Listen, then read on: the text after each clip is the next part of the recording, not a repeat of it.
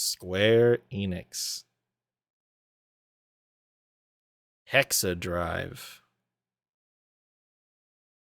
Ah, yes. Fabula Nova Crystallis. Hilarious.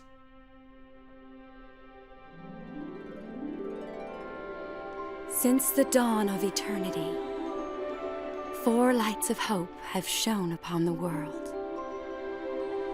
Men flock to these lights, around which they build 4 peristylia. Each peristylium becomes their faith and society, the path upon which they are set. The vermilion bird, wings of fire to lift the heart. Okay. Oh. The white tiger, steely arms by which to seize knowledge. Okay. The azure dragon, unclouded eyes that see all beneath the sky. Got it. The black tortoise. Yep. A rigid shield and a well-guarded blade. This is a cool intro. But when 9 and 9 meet 9, Tempest Phoenix shall be willed upon them. Needs subtitles though, because I didn't catch that last little bit. For without the Agita, their world, called Orience, must persist in its spiral. Okay. She said Agita as well, which is really interesting. Okay. In this time of absolute darkness, we must unite to bring forth the light of hope. The time has come. Yes, this is the dawn of a new age. And so the Milites Empire, home to the White Peristylium, invaded the neighboring dominion of Rubrum. As soon as the declaration of war was made, the Militesi main fleet swarmed into all corners of Rubrum. Okay. At the same time, a separate fleet was charged with a sneak attack on the Vermilion Peristylium. A Lassie accompanied this task force. A Lassie? Using a Lassie to invade a sovereign state was a direct violation of the Pax Codex, a treaty created by all 4 crystal states of Orience. Right, but shouldn't... What is... The why... besieged Peristylium attempted to repel Milites's Magitech armors with powerful magic. Okay.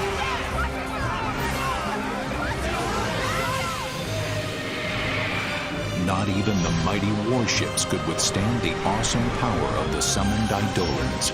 Eidolons? It seemed that the Militesi offensive would fail. They got a lot of ships. The Lassie Kunmi led a special unit past Rubrum's defenses and activated a new weapon, the Crystal Jammer, neutralizing the power of the Vermilion Bird Crystal.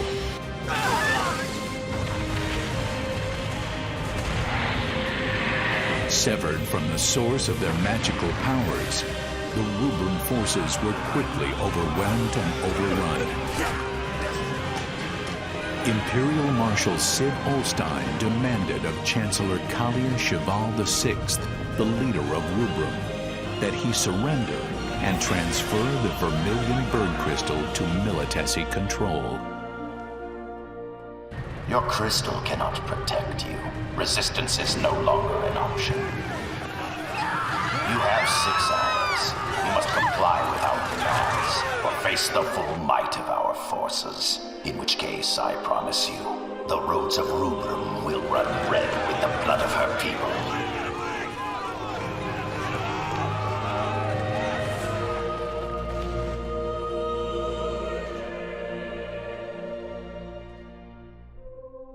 May the crystal guide them to salvation.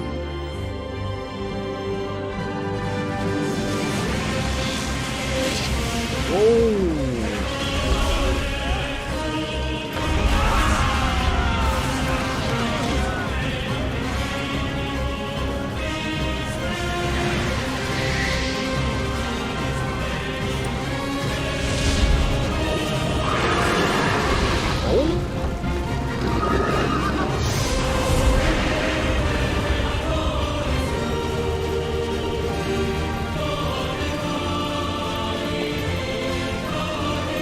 Who dis?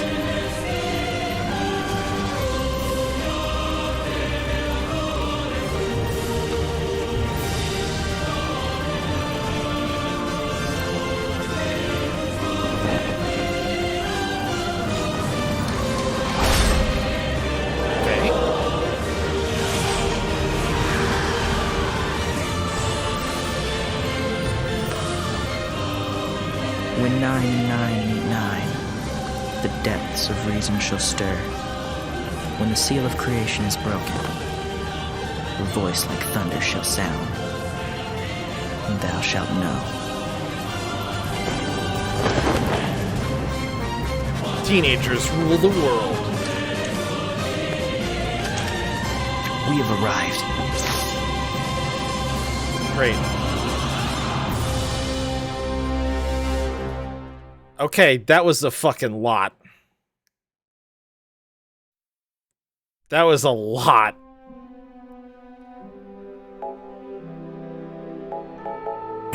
And none of it had subtitles.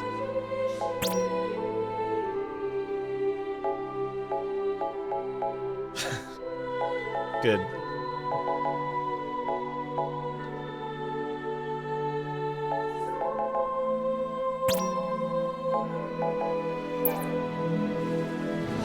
So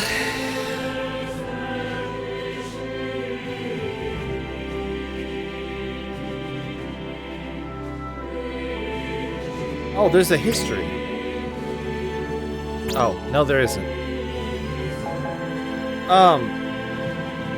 Yeah, so this was supposed to be a Final Fantasy 13 game because at the time the idea that they had for Final Fantasy 13 was that it was gonna be this like multi-game, multi-world universe.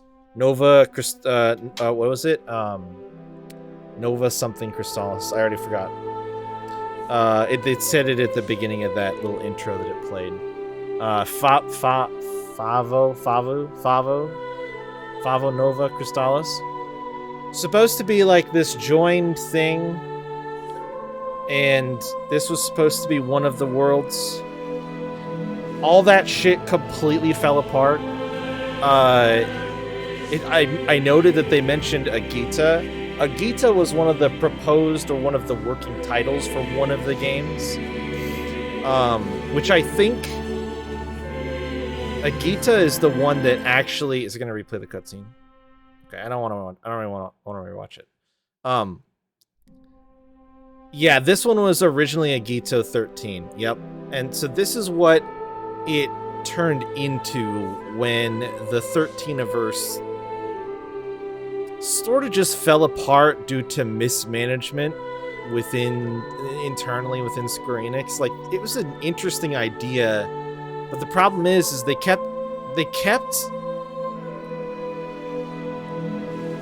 didn't settle on the concept well enough to execute it. There was a lot of time that got spent in development fucking around with different ideas.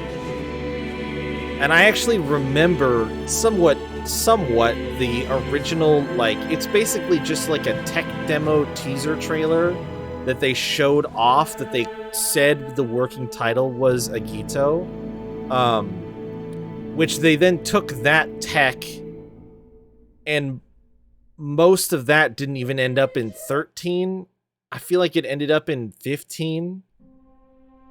And 13 was something else. It's really bad. It's really bad and weird, and the long and short of it is, this is ultimately relegated to being a spin-off, when in reality, it was supposed to be sort of like a part of this multi-world experience that they were trying to create, which would have in itself sort of been a spin-off from the main series, but it didn't even end up making it that far. And they ended up settling into developing 13 from the ashes of like the idea of that bigger project. And then the real problem that I have with the whole thing is then they did try to bring elements of Fabula Nova Crystallis into 13.2 and 13.3. The reason I hate 13.2 and 13.3 so much is because none of that lore. Most of the mega crossover games include Zero. They do. Yeah, no, it's in. It's just, it is at best a spin-off, which is unfortunate because it has enough to be a mainline Final Fantasy game, but it's not. The thing that pisses me off the most about all of this shit is that this gets relegated to spin-off, but we have Double Sequel 2 and Lightning Returns, and both those games rely more and more heavily on the multi-world lore that this game is also relying on. But none of that is explained in 13. Yeah, we had Versus 13. Yes, that's what it was. Yeah, exactly. That is really what happened. And my biggest problem with 13.2 and Lightning Returns is you saw it in the beginning, the Four Goddesses shit, like all that stuff is stuff that you need to know going into Lightning Returns, but it's never explained in the previous 3 games or the previous 13 games at all. But it's going to feature heavily in this game because they didn't actually get rid of that lore. It still exists, and technically the 13 games and this game are connected by that lore. But functionally, they flubbed it so hard in Lightning Returns by having it be tucked away in a spin-off game that was supposed to be a part of the narrative. So anyway, that's my dissatisfaction with the 13 sequels. This game, I actually, besides its connections to the existing Crystallis thing that they try to do, I don't actually know anything about this one. So we shall begin.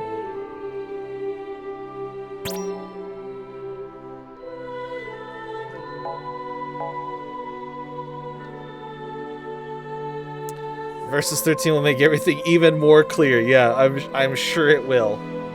I'm sure it will. Cadet Novice Mode is recommended for first-time players. There's a Gito again. Enemy level plus 30.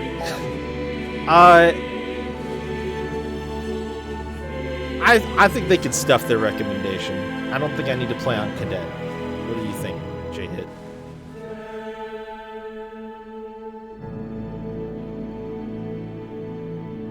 What are we really talking about as far as difficulty is concerned here? Is this like enemies have more health and do more damage? You never played on Cadet. Easy. Start the game in officer mode. Yep. It's a fucking JRPG. It cannot functionally be that hard. The path was not chosen. Okay. They chose their path. Yes, of course. Not knowing the fear of death. Oh. Having never learned the fear of confronting it. Okay. War, 3 hours that changed the world. Chapter 1. Is that War, 3 hours, or War 3? Why not colon? That's what colons are for, people.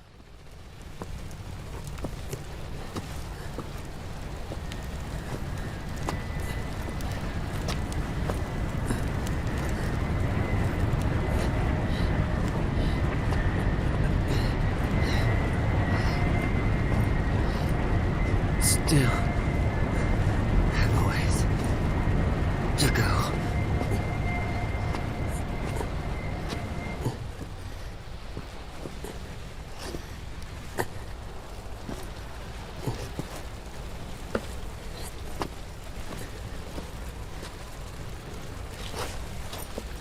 Is everyone all right?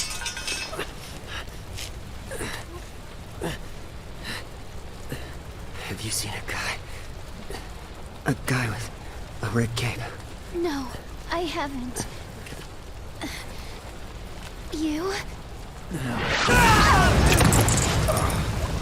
I was to say, there's a lot of blood. There's a lot of blood in this game. Jesus.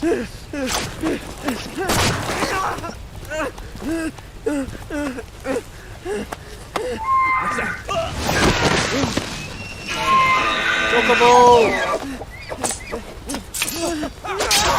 Holy God. This is gonna be a violent fucking game already. God damn.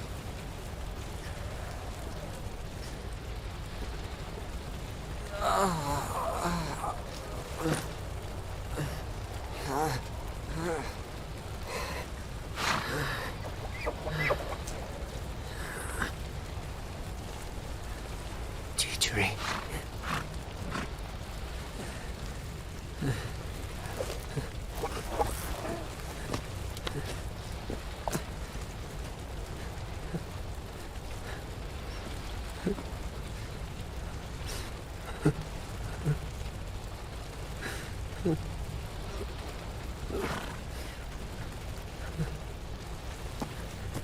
Okay. Stay with me. Ace, I'm coming.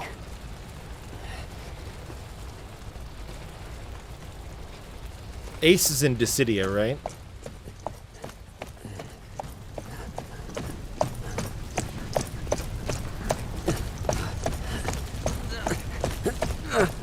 Yeah. My eyes.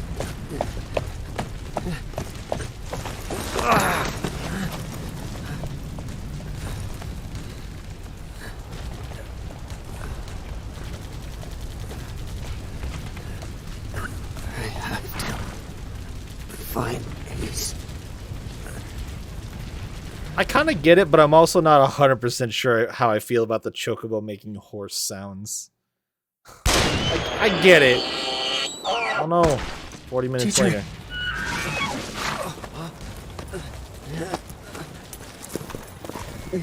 Teacher.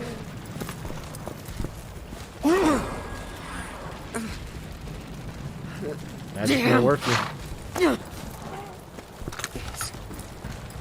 Ace.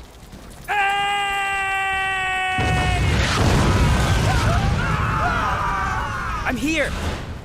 I'm right here.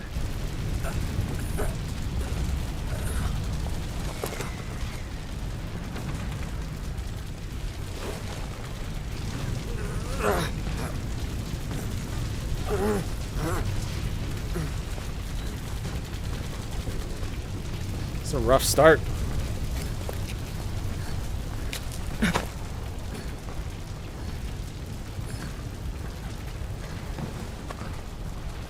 Isana.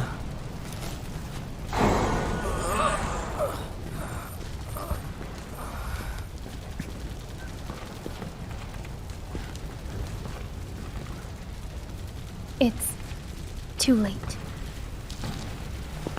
I know that.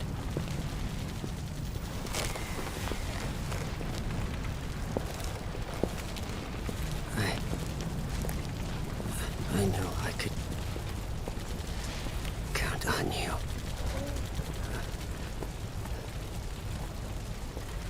Teacher. Let's rest. A while.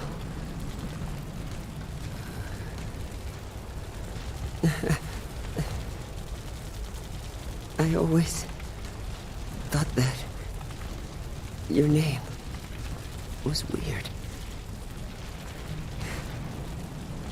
Kind of judgmental. We don't even know what his name is. I'm telling you, Machina must have pulled that one out of her hat.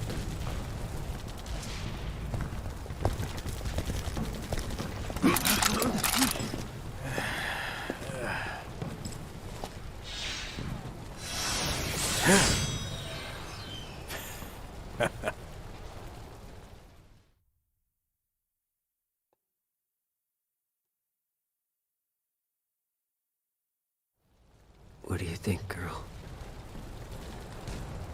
Is this the end? Machina. Stay strong.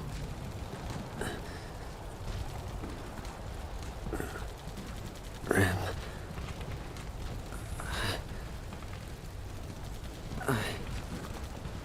would have liked to see you again. Ah. DJ. I'm glad that you're here with me.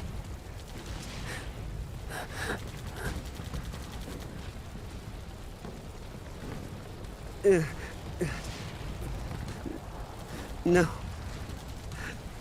I don't want to die.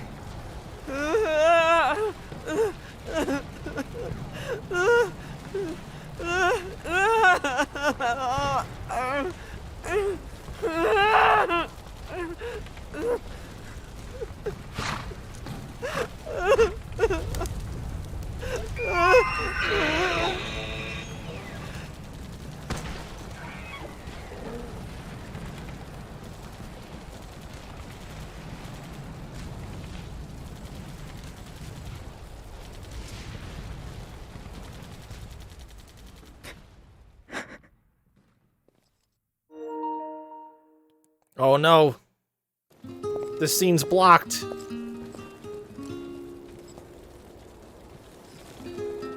Go say goodbye, Ace. It's all right.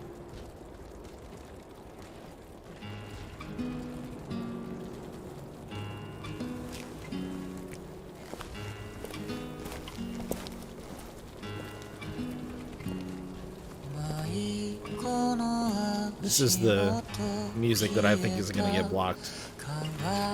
Just FYI. This is gonna get the VOD muted during this chunk, I'm pretty sure.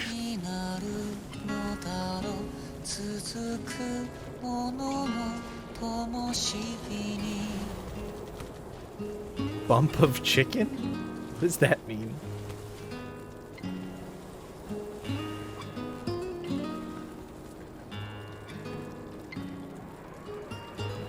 Oh, that's the band's name. Oh no. No, please, Bump of Chicken, please. Spare me.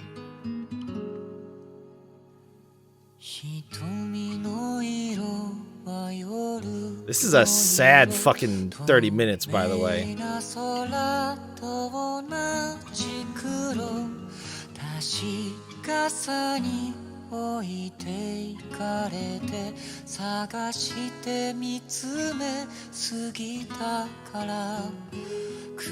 Kind of a brutal start before I've even input a button command.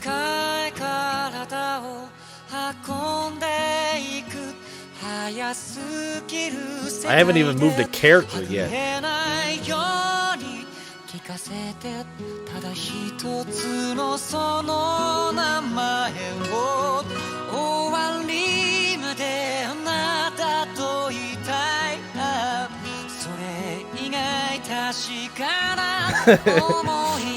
Give me a tutorial.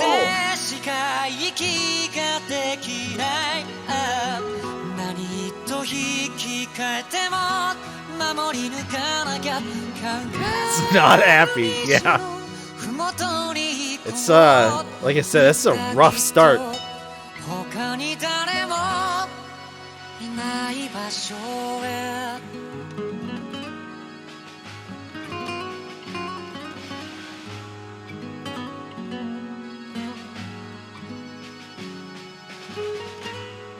I haven't really been reading the names either.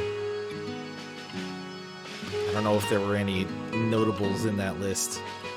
There it is, theme song, Bump of Chicken. I can't believe that's what it's fucking called. Hey. Loading. Loading actual video game.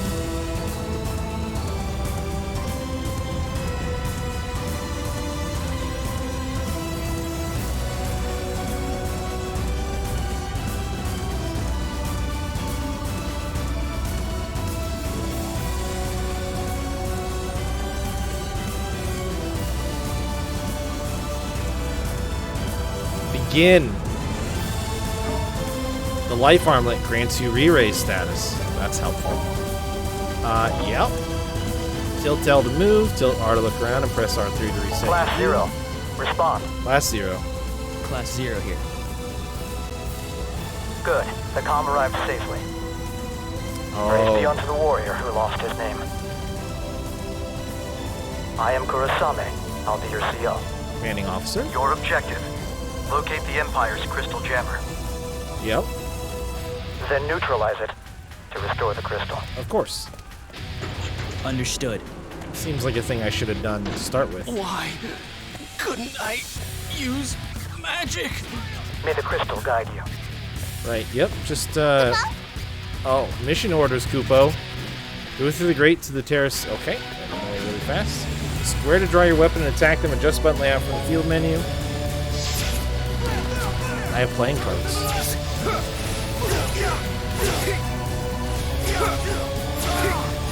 Great. I got his ass.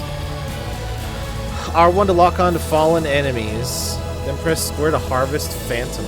Collecting Phantom restores MP and damages nearby enemies.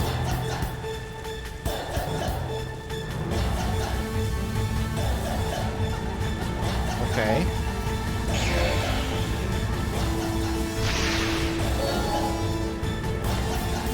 Okay. Red Phantom. Okay. Cut cards, Blizzard, BOM, Wall. Alright. Seal the exits! Neutralize energy walls by defeating specific enemies or collecting Phantom. R1 to lock onto a target. I pressed R3 and it seemed to do that. Tilt R, left to right. L2, R2. Tilt R to target down to target the closest enemy. Tilt R up to target fallen enemies or nearby objects. Stand still to recover HP. Putting away your weapon with L1 increases the rate to recover HP. Also the amount of damage you take. Circle while moving to dodge. Oh, it doesn't lock on. Okay, I see. So, okay, yep. That's put away weapon. Got it. There's our lock on. What is that? Okay. I'm not. That's a really weird.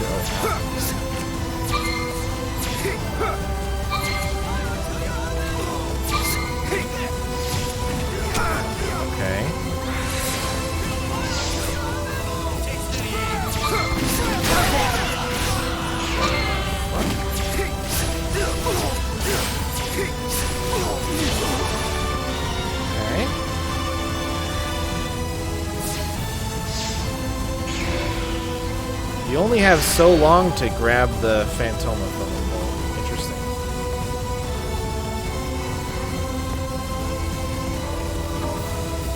Change active leaders depletes ability gauge. Where the fuck do I have an ability gauge? Locked onto a target, a colored mark indicates vulnerability. Attacking enemy with a yellow mark break sight to deal massive damage. Attacking with red mark kill sight to instantly kill the target. What?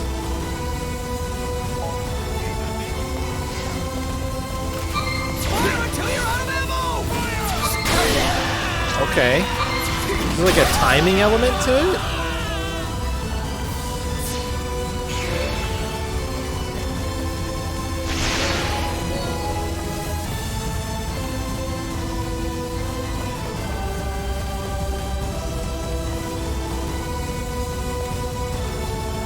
Okay. Enemy leaders are marked with a distinct icon. Defeat the leader to end combat. Oh, sure.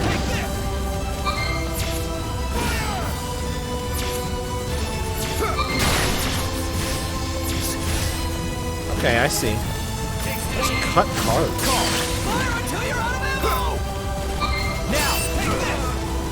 How are they still using magic? Oh, it switches to MP charge. But we suppressed their crystal. Oh, okay. Victory. Remaining enemies start to flee when their leader falls. Approach and press X to force them to surrender and acquire items. You do with me. Okay, combat ration. Now. Oh, I didn't get the. Okay. Interesting. And then what's this? Recovery. HP, MP, and AG. Holy shit, okay. It's all So- you. It's my turn. Oh, Crush him. Leave it to me. where is ability gauge? Time to sit out. I got this. Okay. Reserve member. Okay, alright. Interesting. Hold down the assign button to begin casting a spell, then release to attack. For some spells, holding the button long may result in storm. First, utilize the central lift. Take it up to the airbay and investigate the Militesi flagship that's docked there. Okay. The Dominion's fate is in your hands. May the crystal guide you. That's the wall. What? Someone else can use magic. Lock on with R1. Tilt up. Target fall. Yeah. Okay. So cut cards gets me burst, short stop, HP charge, super burst. Press the assigned button to use a special ability. Refill the ability gauge by dealing damage to enemies. Okay. I have spent a lot of my time with R1 held, I think.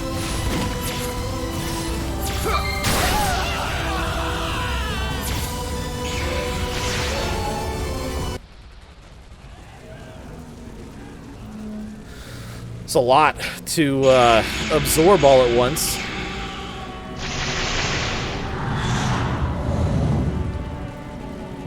What the hell? Oh Such my god. powerful magic. Okay. It's okay. I have re-raise.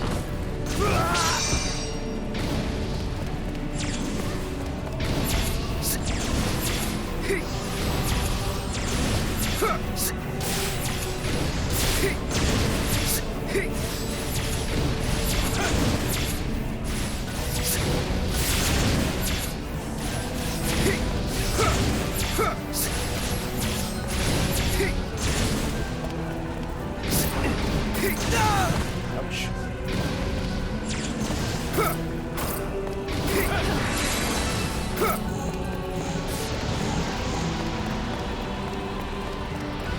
Oh. Wait, I can't Just lock ran on. away. Oh, What This was that? that's a good question. Call. Okay. So I can cut cards. Long stop. One of them was HP. Okay, so I get different cards. Now. Okay. Is this XCOM fun? I would not call it that, no. Not for what I've seen. What is this?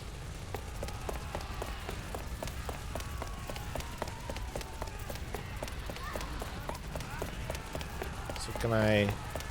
How do we... Oh, here we go.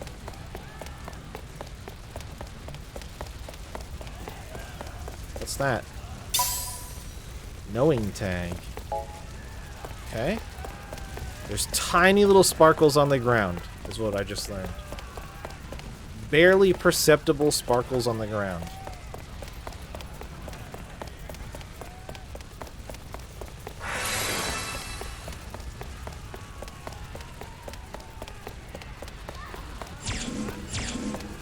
It's not really that much faster than moving. An arrow appears over switches and other important objects. Press X. Got it. I'm a good X-presser.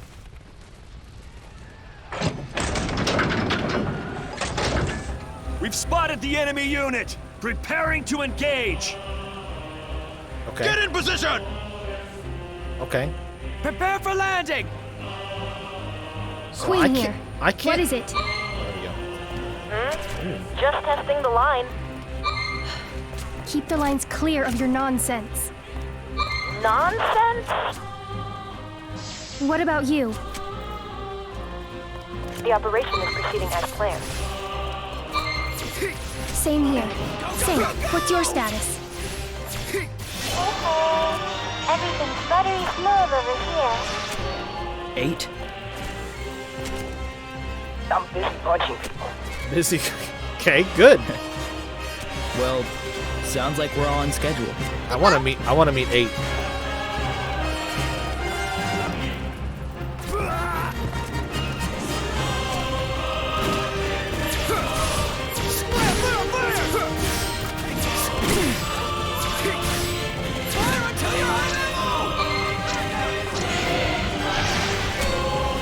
Interesting.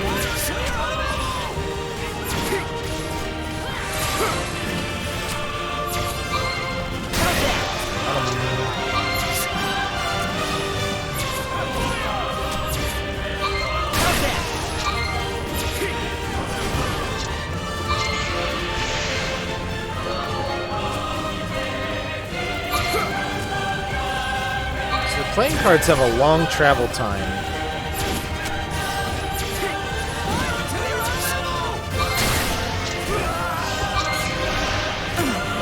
Do that from pretty far range.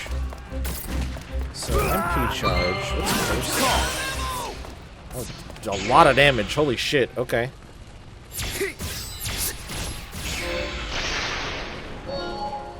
Okay. Oh. The counterattack took the Empire by surprise, and the battle seemed to favor the Dominion. Then, 3 hours into the operation, many of the Dominion's airship squadrons had not yet fully achieved their objectives. Okay. A lack of experience combined with Imperial counterattacks was jeopardizing the operation. Okay. To make matters worse, without access to their most powerful weapon, magic, Rubrum's ground forces suffered severe casualties and were unable to reach their objective, Academia. Okay. Class 0, do you read me? This is Intel. We've located part of the jamming device that's affecting Rubrum. It's inside the Militesi flagship in the airship docking bay. Head there immediately. Alright. First jammers on the Empire's flagship, head to the airship landing. Boy, the Kupo status does not stay up there very long, huh? Use relic terminals to save, reorganize your squad, and check your status. Why is it next to the giant fallen Bahamut?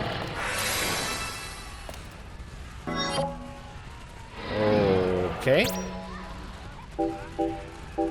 Great. Reserves. Okay. Holy shit.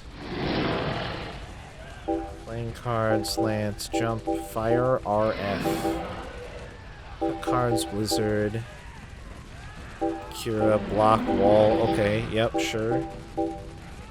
7 AP, EXP, level up, attack, defense, fire, ice, lightning, and defense. That all makes sense to me. There's roster. Here's our equipment and stuff. Abilities, okay. Can I get shoot a fire type of bullet? Send out lightning type energy across a set range. What does this one do? Send out a wave of ice type energy around the... Okay, yep. So I could... But his ice magic stats highest. Okay, sure. Wall, cure, and block. Prereq, defense. 50, 67.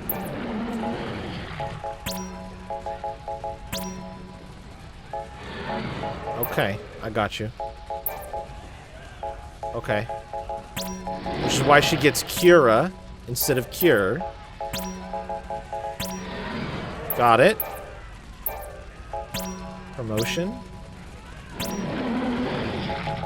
Finishing blow. Finish me with normal attacks. Draw cards from a deck. Stack with attack effects. Support. HP recovery. MP recovery. Okay.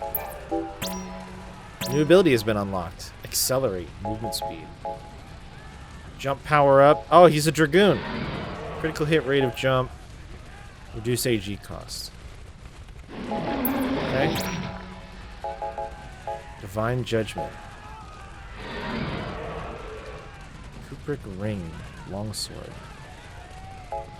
Paladin. HP recovered. Power. Divine Judgment. Cross-shaped light that heals allies by draining enemies' HP. Cost. Rush toward enemies. Lestra. Okay. Do I have intel? Quick reflexes, dodge even during other actions. Charge attack. Draw cards from a deck of various effects. I see. Okay. What stats? Okay. Got it.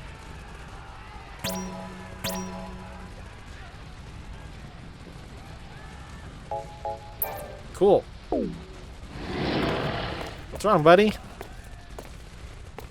Blood all over the ground, huh? Is that yours? Probably, huh? It sucks. Interesting that I can't attack here. What's that? Oh, nothing. Alright. I think I'm supposed to go this way. Airship landing. Stand still and hold square to take a circle to take a defensive stance, deplete AG, or use defense magic. Use MP. Class 0, it's me. See that switch in front of you? I think you know this already, but you're free to suppress any resistance. What? The device is still operational? Impossible! They're using magic right in front of us! It's cool that the wall gets like cracks in it.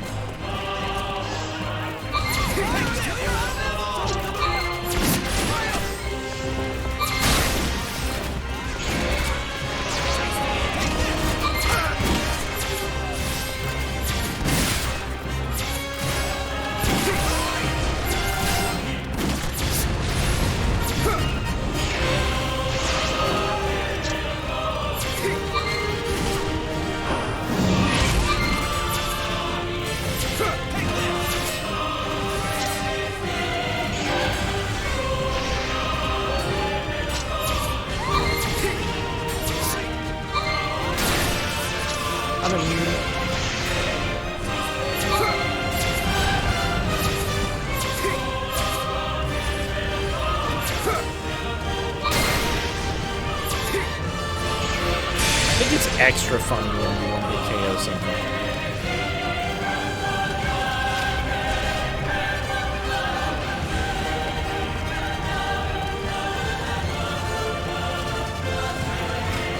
Get guard upstairs!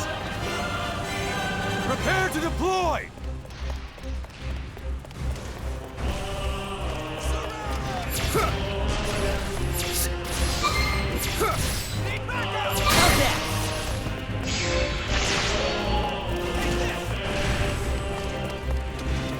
Shooting anything from somewhere? No. Imperial troops are descending. Eliminate them and board that ship. That window is really small, but you still land it shockingly often. Okay, that's really... There we go.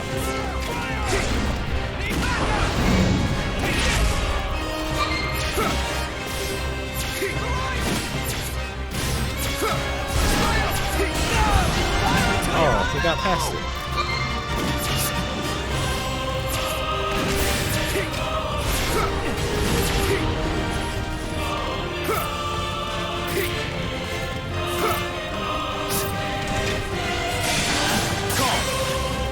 Miss.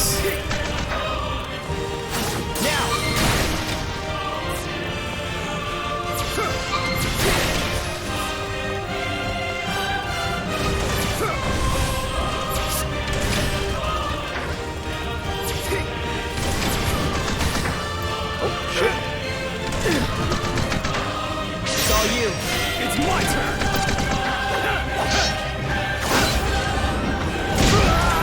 Alright, fair enough. I want to jump on him. Nice. Crush him! Leave it to me. Time to sit out. It's my turn! Crush him! I got Okay, so it does go left and right with that as well. Put that wall. Oh, I guess when Ace isn't in, when I'm not controlling Ace, he probably put the wall up, huh? That's where I'm supposed to go. What's over here? There's no chests or anything so far.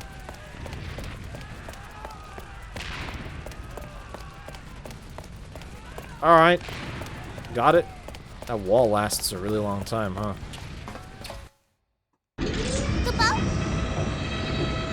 Locate and destroy the jammer. Got it. Good thing they just left the flagship parked right here, huh? What? There they are! It's all you. Okay, it's my turn! Time. Don't let them advance any further! Take them down! Invaders on the So main does deck! he? Shoot them on sight! Oh, he does. Okay.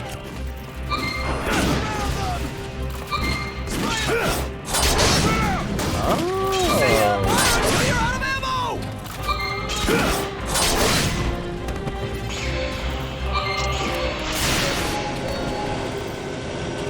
Nice. Crush them! Leave it to me. Okay, let's figure out how she plays now.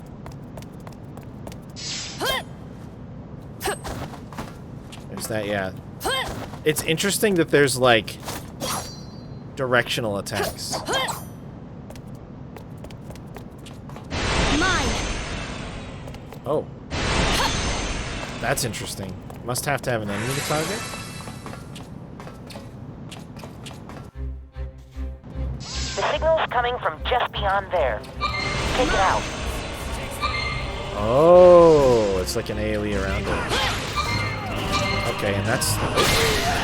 Oh, fuck, you got him.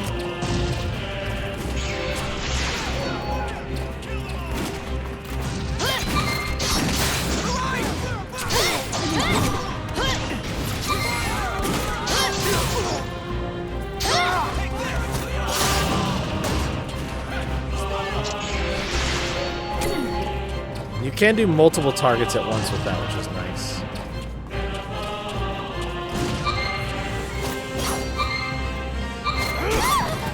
Okay.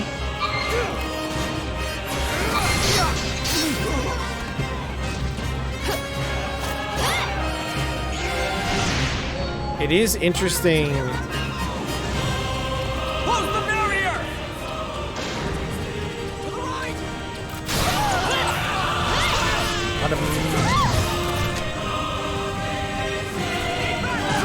There's a lot of cooldown. There's a lot of cooldown on when you input buttons.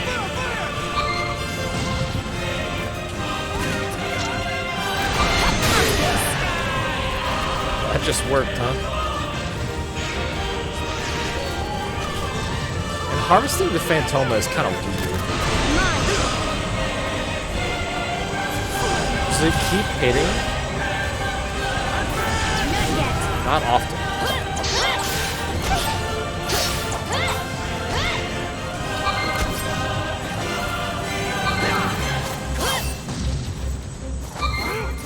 That takes care of that.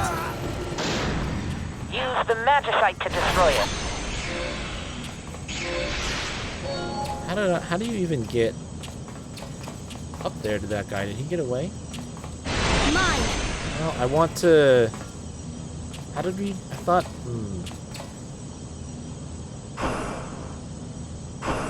How do you... Oh! Oh! Okay. Time to sit out. I got this. But I can't go up places. I want to go to where that dude is. Because I want to capture him and take his item, but I don't think I can.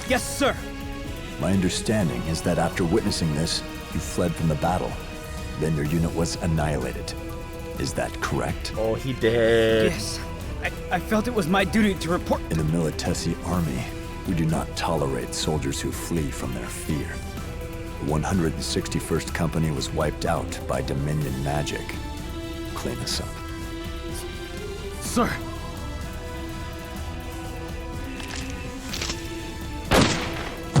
Got him. So even a Lassie like Kumi could not keep the Vermilion Bird Crystal in check. Okay. Well, this sucks. Where'd these rats crawl out from?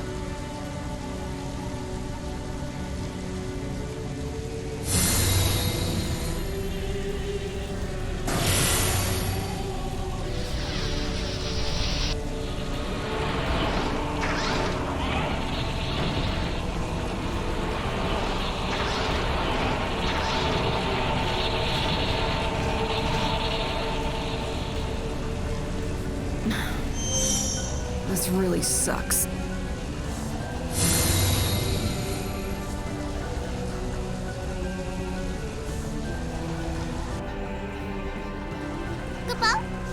Kid, White Tiger Lassie is headed for the arena. I can't let her hurt We the join other with the cadets. survivors.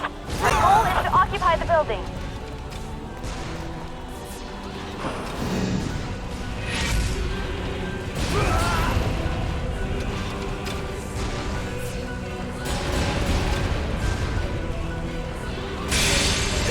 Damn.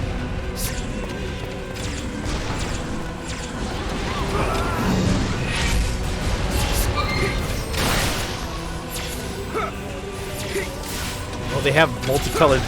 They have staged health bars.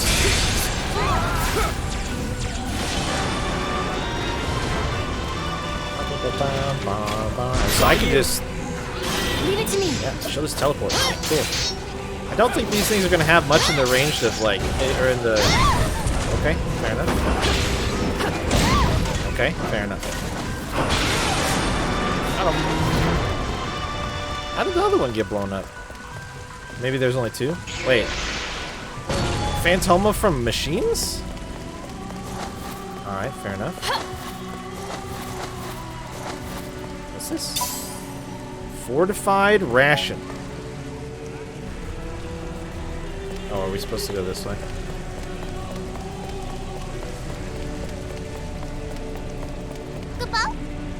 There's some cadets in the arena up ahead. We have to save them. Yeah, I'm headed that way. Saving.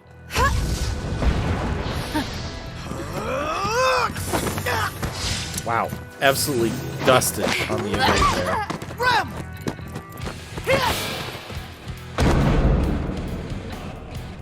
Damn it! Oh, this sucks. Same old routine. Try something new.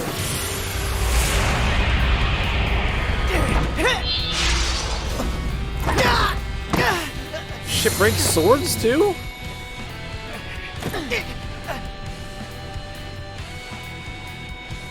Let's end this right now. Now then.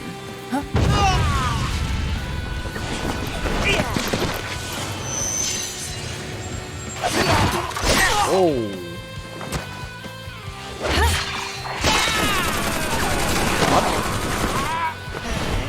What weapons are those?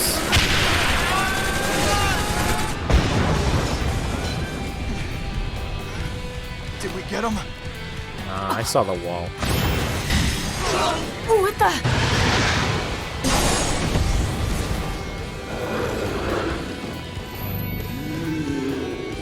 Are we calling this Odin?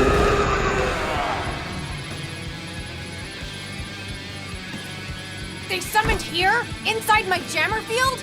How? Magic?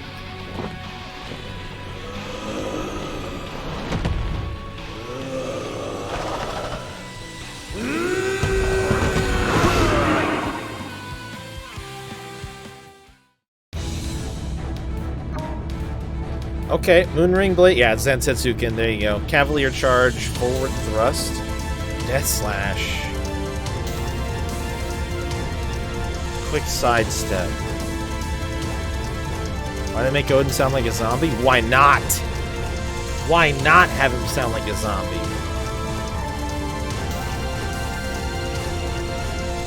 Okay. How can you move? Who are you? How do you know he's not a zombie?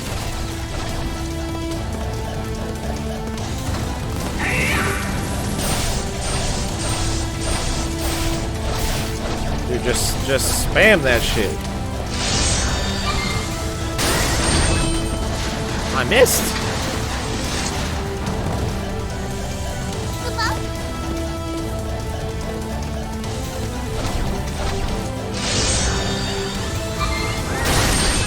Got him.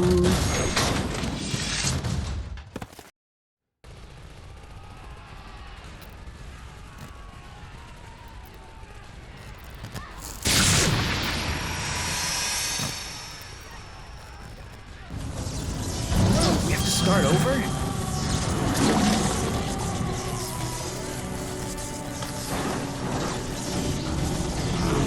Is this the power of a lassie? It appears to be the power of this lassie. My party has changed. Fine. This ought to be quick. Oh my god.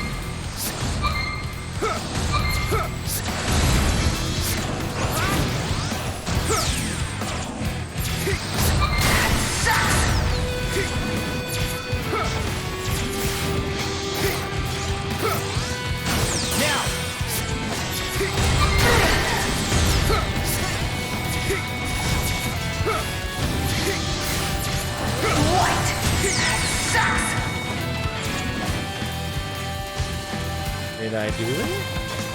Reactivate. Oh, okay. We're going again. Super MP charge.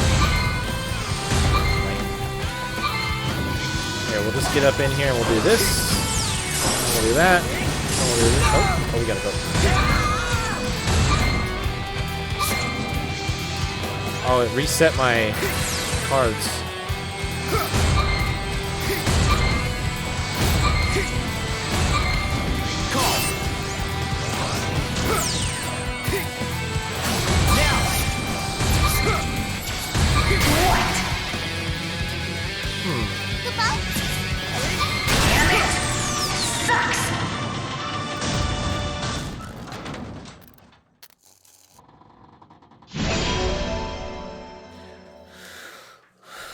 Interesting. I'm waiting for combat to get to have something to it. So far, everything just kind of dies. That was a close one.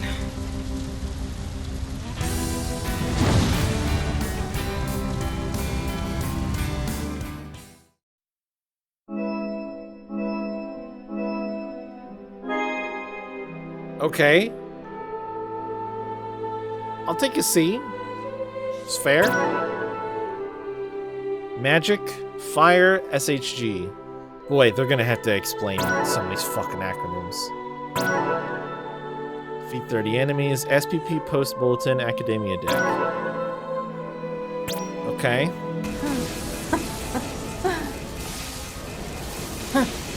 This sucks. Riveting character.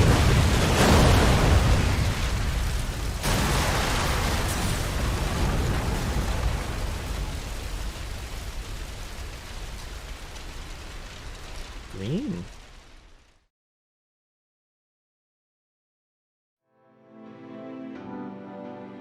Who are you people?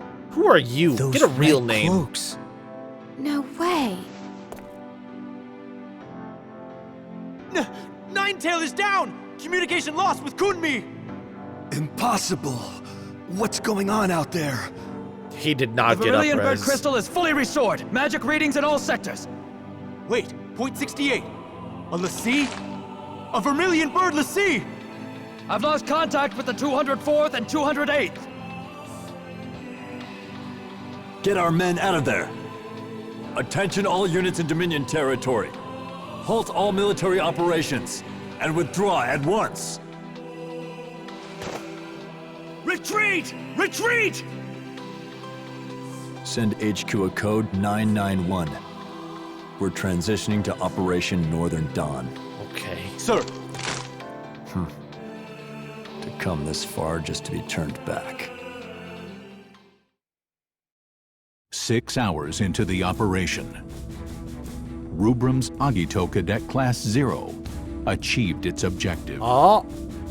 And the Dominion succeeded in taking back its territory. Oh. It was here that Class 0 made its first mark in the pages of history. Uh-huh. Magic without needing the crystal.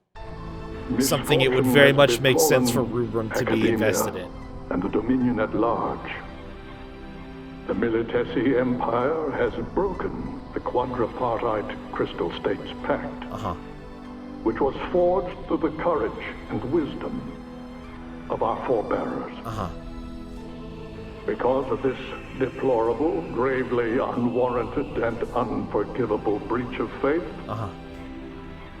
we have all lost many friends and loved ones. Well, we got magic back, so just, you know. And yet, here I stand before you. Proof that your strength of heart, your pure and noble desire to protect our beloved Rubrum and the Vermilion Bird Crystal was strong enough to win Academia back from our enemy. I wish to express my heartfelt gratitude to the valiant warriors who accomplished this great feat. However, we must also not forget those who fell in this terrible battle. The Militesi forces that still unlawfully occupy our territories and liberate our villages, cities, and citizens that continue to suffer at the hands of the Empire. Right. Rubrum is not in this alone. All of Orience must confront this challenge. I hope that you will all remember this as a new... Chancellor! Anathemic readings in Lorca. What? I was giving a speech. What if that just went out over the intercom? In being interrupted. One day, historians may refer to this as Tempus Finis. Nonsense. This is not the beginning of the end. It is the first ray of hope, one that we've brought forth. What? Why they call him Sid? He seems like a bad guy.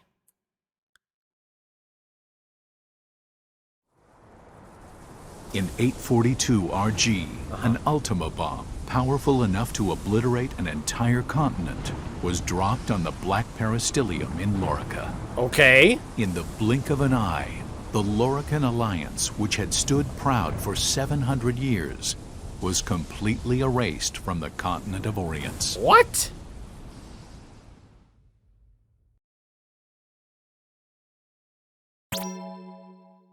Okay.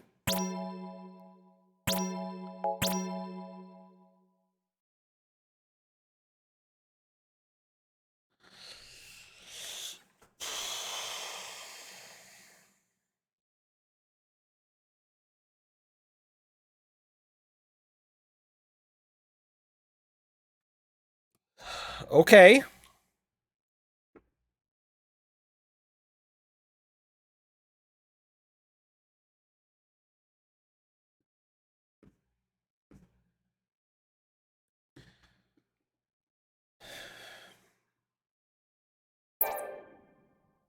Raise the Vermilion Banner.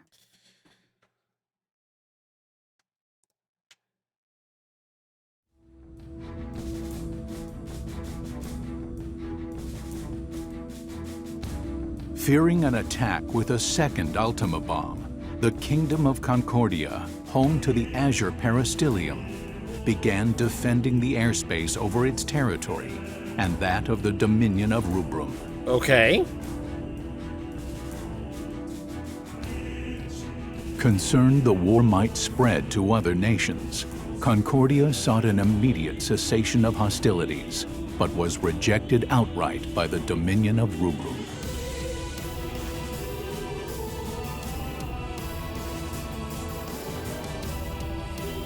With large portions of land occupied by the Empire, the Dominion was reluctant to accept a ceasefire, as that would be a silent concession to the Empire's act of aggression. Right, of course.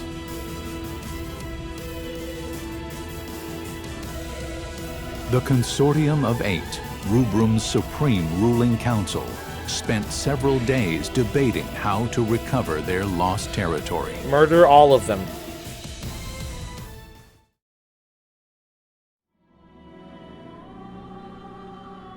With our force's current state, do you really believe we can defeat the Empire in a full-scale conflict?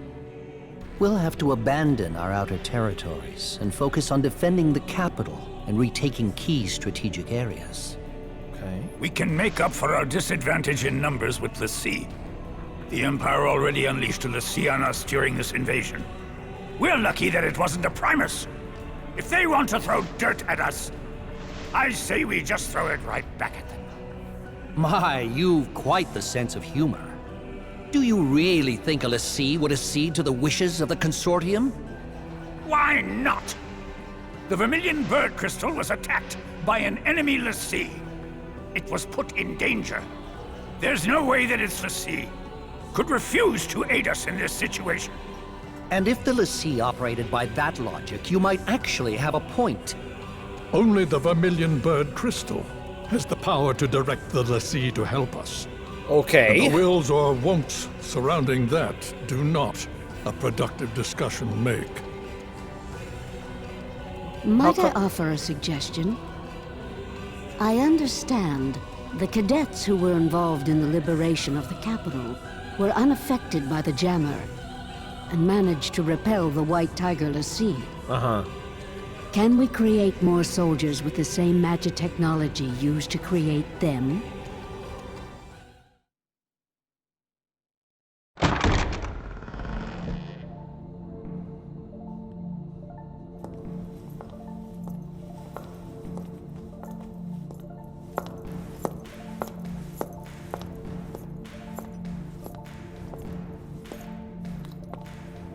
Sorry I'm late.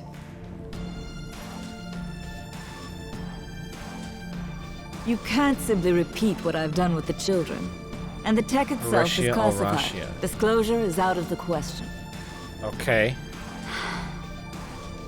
Dr. Aracia, have you learned anything about the crystal jammer? Very little, I'm afraid. I can say with certainty, though, that no human could operate the jammer. Okay. It would take a l'Cie. Okay.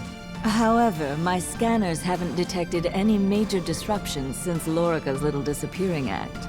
That's what you're calling it? Based on the data, I believe that something has happened to the l'Cie, and the jammer is inoperable. They got nuked off Even the if continent, that's and true, you're calling it do you a have disappearing an act. actual plan to get us out of this current mess? Just deploy the cadets. Huh? I believe that is the best way to turn the tide of battle without compromising our defenses. Okay. Undeniably, the Agito cadets would make for a potent implement of war, but... Would it not be seen as an expansion of the role of those defending the peristyllium? No. If the l'Cie won't help us, what choice do we have? Very well. Shall we defer to the Chancellor's judgment? The Dominion's very existence is imperiled. Each of us will be put to trial. Even the Agito cadets. And if Rubrum is at stake, they would welcome those challenges.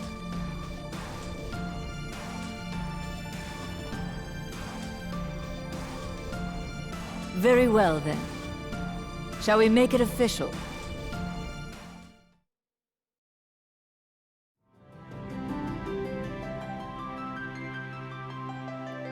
Fountain Courtyard.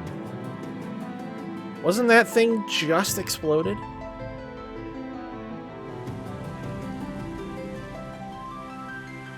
Okay, boy, this game just kind of launches you into it, huh?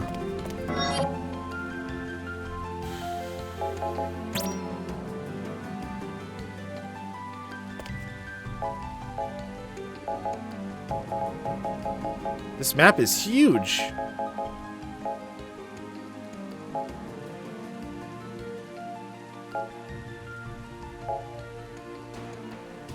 Old Lorica region. Old as of like a few hours ago.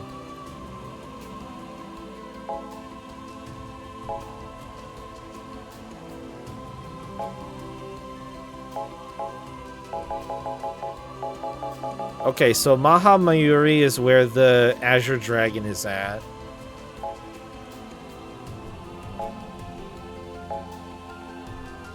Iska, Togareth. Or wait, no, that's the same icon. I guess that could also just be their territory. It's right to the south of it. Rylaki Province, West Nesher, East Nesher, Rubrum. But Rubrum doesn't have its thingy by it. Rashana, Vale, Deslands, Innsmouth. Innsmouth? Dragon Sanctuary. Okay.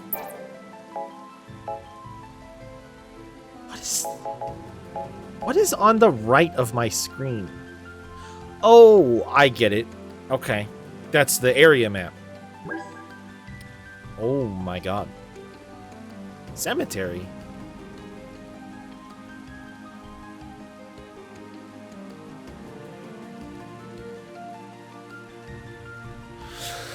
Okay.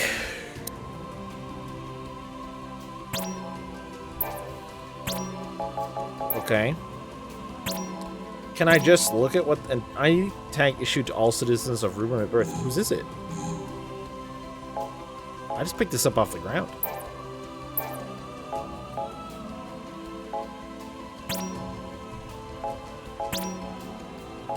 Fire, healing, lightning, ice, void. Cannot be used to enhance magic. Okay. Then what the fuck is it good for? Okay. Chocobos. Oops. Squad. Me. Hey. Okay, let's see. Let's see. Okay, I'm not... Deuce. Flute? Bard? Longbow. Okay. Archer. Magicite pistol. Interesting. Elementillary? Elemental artillery? Deuce tray. Cotter. Sinke. Sink? It's interesting that they were like, let's make the first few a little... Yeah, machinist, yeah. We'll make the first few a little fancy, and then they were just like 7, 8, 9. Why not siete and ocho? Ocho's good for 8. It's also not quite this, like... It's not quite the Spanish versions, though. I guess this is... Is Deuce Italian?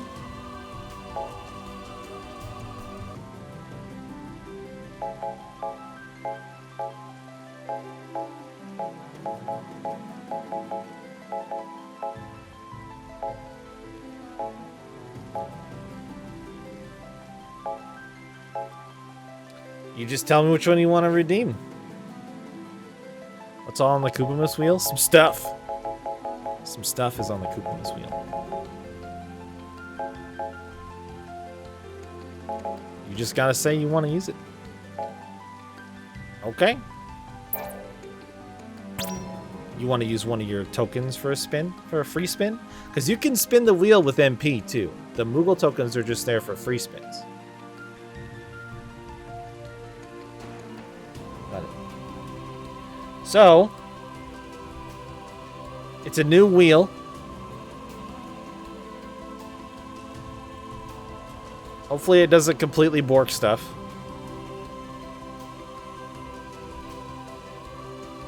We'll see what happens. Oh, the sound is really quiet.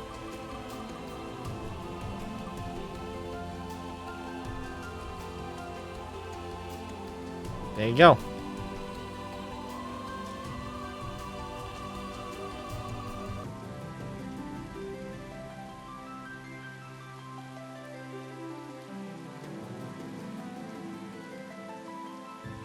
Kupo everything requires me to say everything like a Moogle, and if you guys don't say everything like a Moogle, then you get timed out. Maximum Kupo is the same thing, but I'll use the Moogle that I have instead of my cam for the duration. So you guys have to talk like a Moogle now too, Kupo.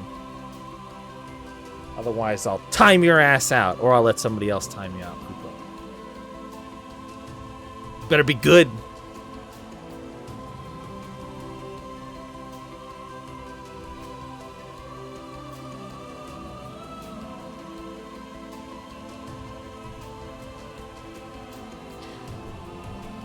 Where did I put the fucking... Oh, Bob Kupo. Oh, there it is, Kupo. How long does Kupo everything last? It lasts for 10 minutes, Kupo.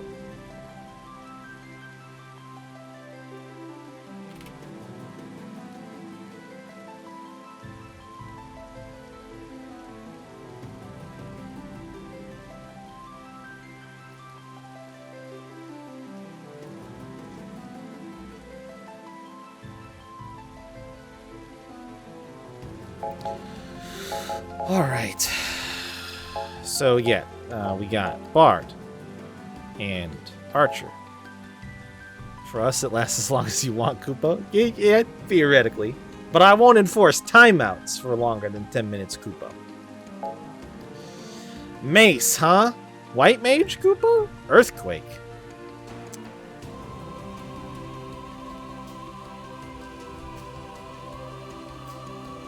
White Mage, Kupo. Scythe? Yo, did they take the Reap the idea for Reaper from this character, Kupo?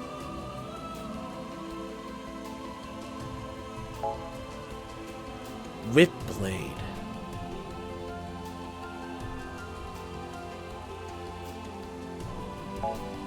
Brass Knuckles? Monk.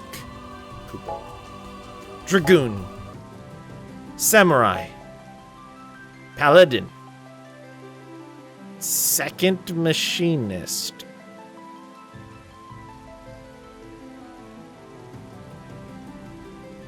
Cowboy Kupo.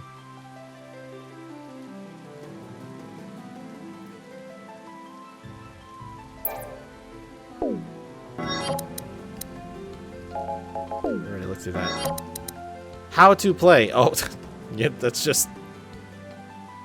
Can't stop, won't stop, Kupo. Irvine prompt does love child. I don't know if I'm gonna go quite that far. I don't know if I'm gonna go quite that far, Kupo. Interesting, though. Okay, alright. Okie dokie. So what is my... Can I talk to people, Kupo? Is it true that Class 0 was able to withstand the influence of the Crystal Jammer? Probably fake about it. My friend told me that Lassie from the invasion was a secondist. Apparently she had the ability to enhance the power of any weapon like those MAs. Oh. Hi, Kupo. Wow, I didn't believe the rumors about Crimson-clad cadets thrashing the White Tiger of the Sea, but here you are. Class 0 in the flesh. I'm Aki from Class 1st. It's an honor. Why don't I show you around? This is Academia, home to the Vermilion Peristilium. Your homeroom should be just through the entrance and down the hall to the left. You haven't met with your CO yet, have you? You won't be officially registered as a cadet until you do, so I would head there first. Follow the mark on your map to reach your next destination. Our privileges come with responsibility, plenty of responsibilities too, but we cadets are all here to look out for each other, so don't be a stranger. How am I not a fucking cadet, Kupo?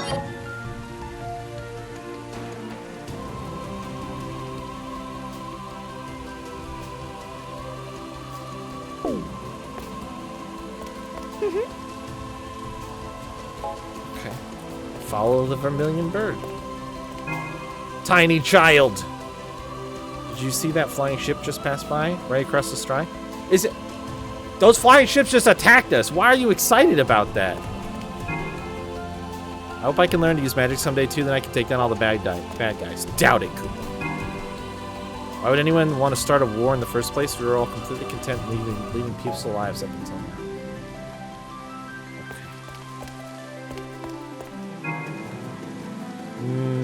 Militus deployed their Lassie during the invasion, but where were ours? Where were our Lassie when we needed their protection? Great question, Kupo. Who's this fucking clown? You didn't get up-resed either, huh? Dominion Tribune. Sorry, Cadet, this area is still under repair. The Empire really did a number on this place.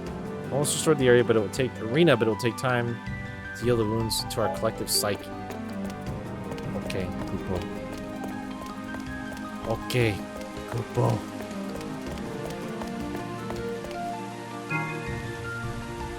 Who's to say there aren't Imperial troopers disguised and lurking on miss? How do I know you aren't one of them? There's no telling, you might be a foe masquerading as a friend. If you notice any suspicious figures, do what you need to scare some information out of them. What?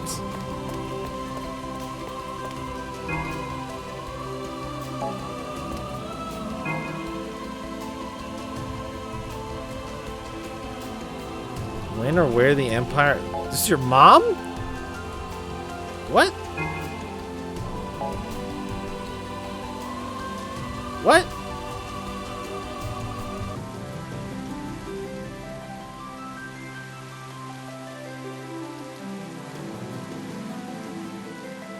Okay.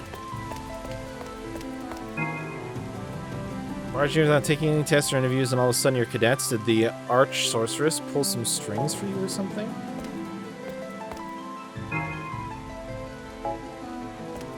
What FF game uses the prelude as a song in a town? This one.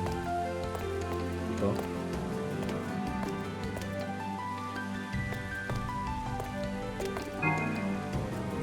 Seeing that Bahamut lying there helpless in a room square left me speechless. I couldn't believe my eyes. Same? Big same?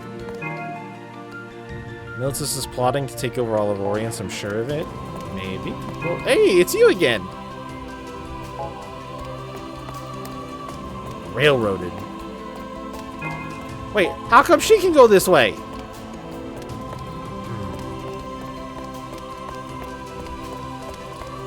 Cheated, Kupo.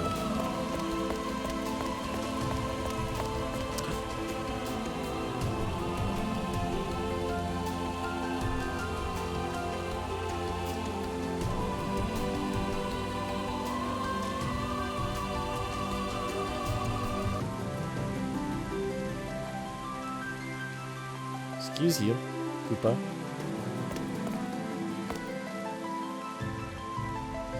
Oh, I hate how the nose wiggles. Koopa? For class first Moogle.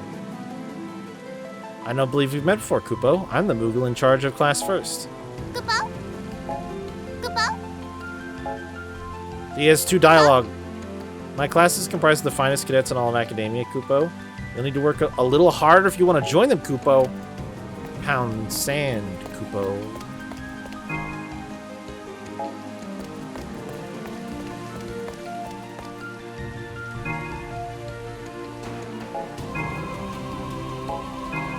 Oh, we got double talkies.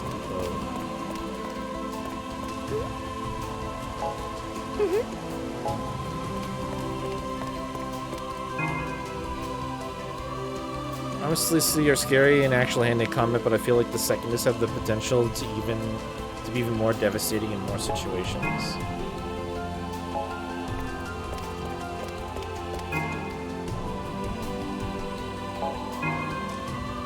Oh, I see.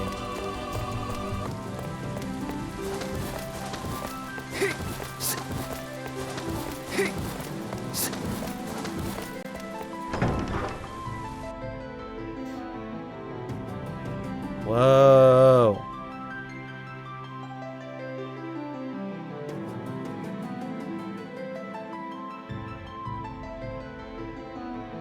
Teleporter, Koopa?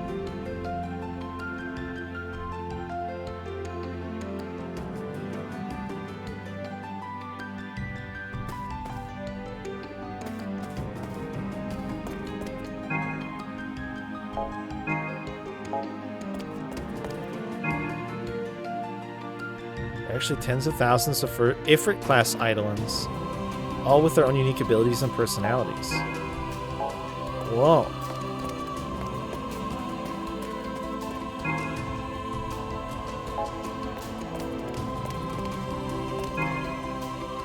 Didn't Bahamut look so cool tearing it up during the liberation? Don't you mean getting torn up? Our Eidolons were powerless against those crystal jammers? Guess you're right, it just goes to show how terrifying technology can be.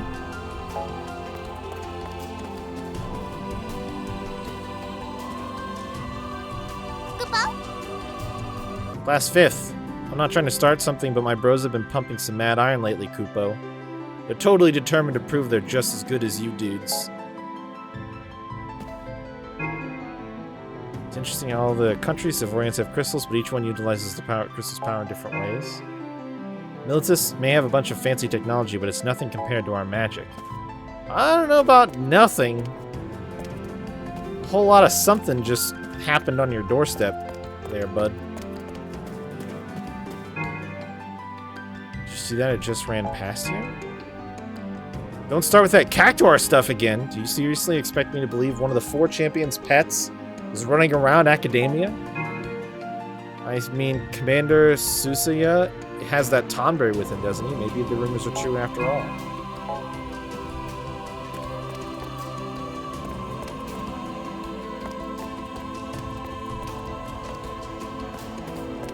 You say. Man, I don't want to do my homework. Can you just do it for me? Oh, but I guess you cadets have more important things to do. What's the difference between a trainee and a cadet? You are free from talking with a Kupo, as am I. Kupo. I'm so glad I was born in Rubrum. How can people even live in a barren wasteland like Militus?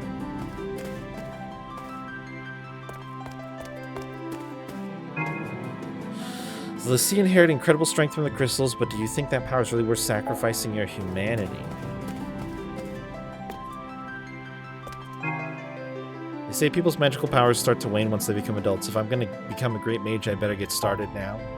You're not the boss of me, Kupo! Kupo? What ho, Class 0? Good tidings await thee in thy classroom, Kupo.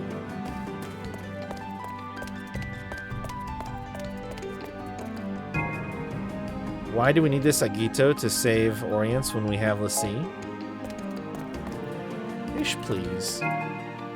Everyone's been talking about Tempest Venus ever since the Empire dropped the Ultima Bomb. You don't think this means, but I'm not ready yet. Okay. Okay. Okay. Okay. Okay. Okay. Okay. Okay.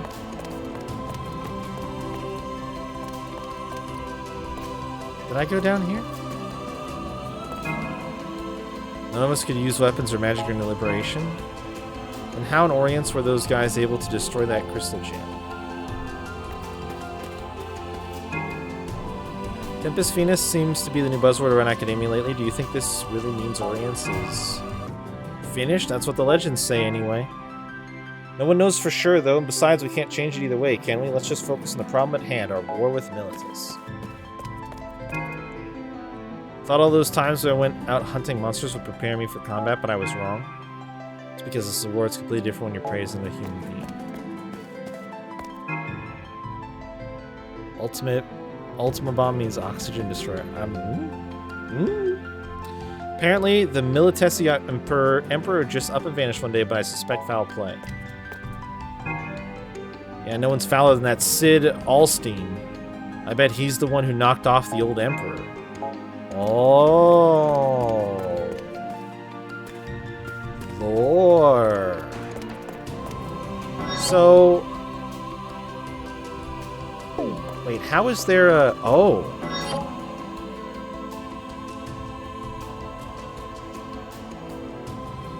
Oh. East one? Classrooms 5th and 6th. Other classes' portals are off limits? Never mind, I thought I understood what these were. 11th and 12th, 9th and 10th. So it's just...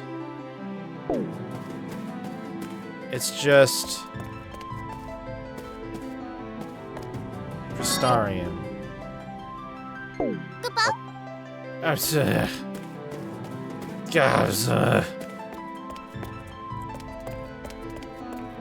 Just let me explore, game. Okay, fine.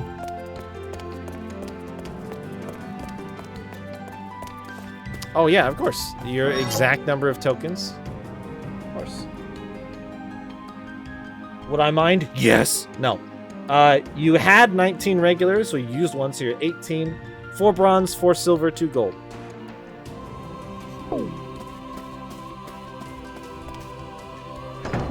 Hallway.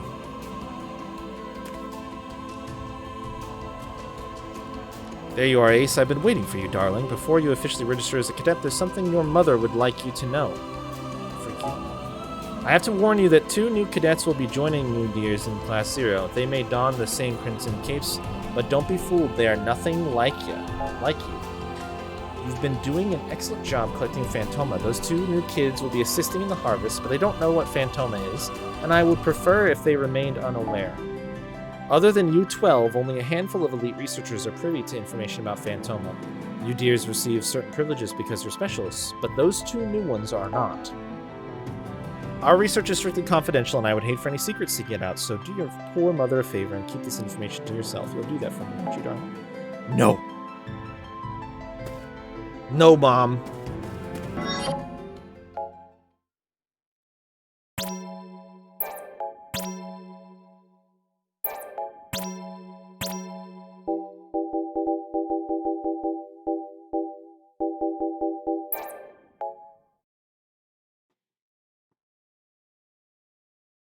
Yeah? Yeah?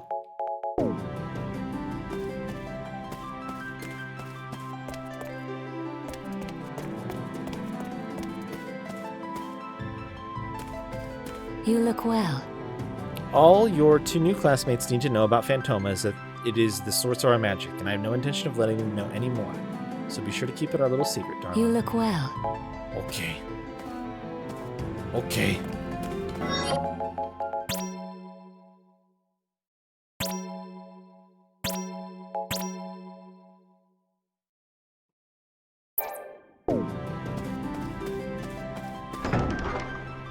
Classroom 0.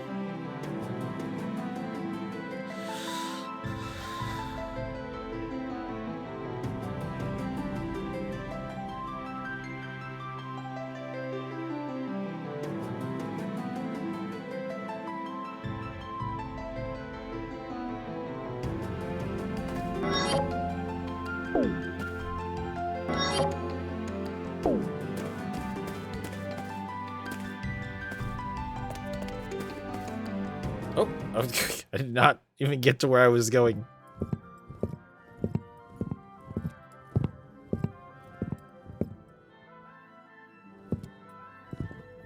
All right, let's cut through the formalities. I am now your commanding officer, Kurasame. Commanding officer? Yes. As of this moment, you are under my command. The authorization came directly from Arch-Sorceress Auracia Alracia. From Mother? Hey. Take a hike, yo. We only take orders from Mother. Got it? You're not wanted here, yo. Got him.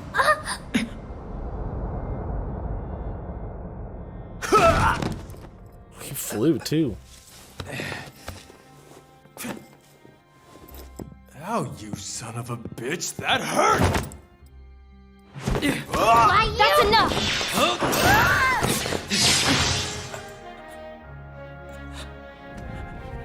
Ooh, this guy is pretty tough.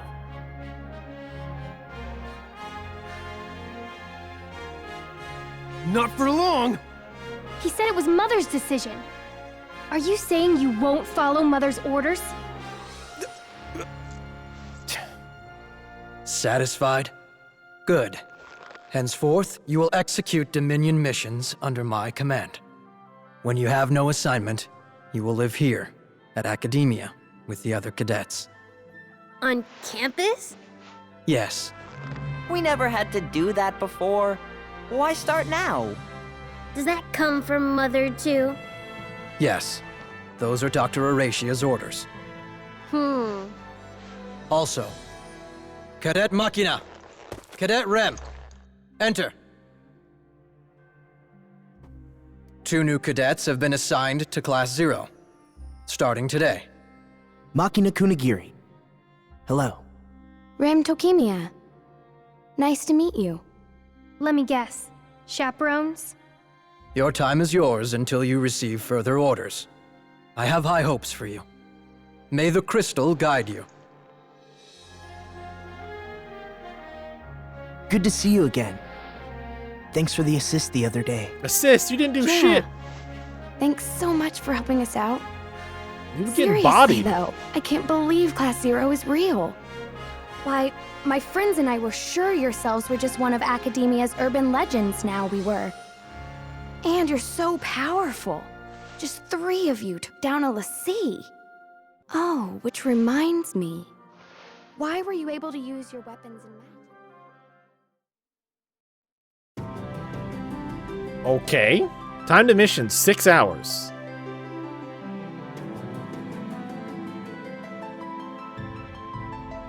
Who are you? Help you? Arya, first to talk to the Moogle. Okay. Help you? What is this? Back garden. Got it? What's this? Hi, Queen. You do know that you can direct your queries to the Moogle assigned to help us instead of always coming to me for assistance all the time? Okay, rude. Got it. What else is still in here? Just me and the Moogle, huh? Oh no, wait. 9? King. Never went into a classroom when I came here with Mother, so this is what they look like. Okay. Oh wait, there's another person. Is something the matter? Deuce. Ordinarily, conjurers have to give their lives in order to summon eidolons, but special eidolons don't require any sacrifice of the sword. What a relief! Okay, processing that. So how did Bahamut? Did people die to summon the Bahamut in the fight? Alright, you're looking very puntable today. You better watch yourself.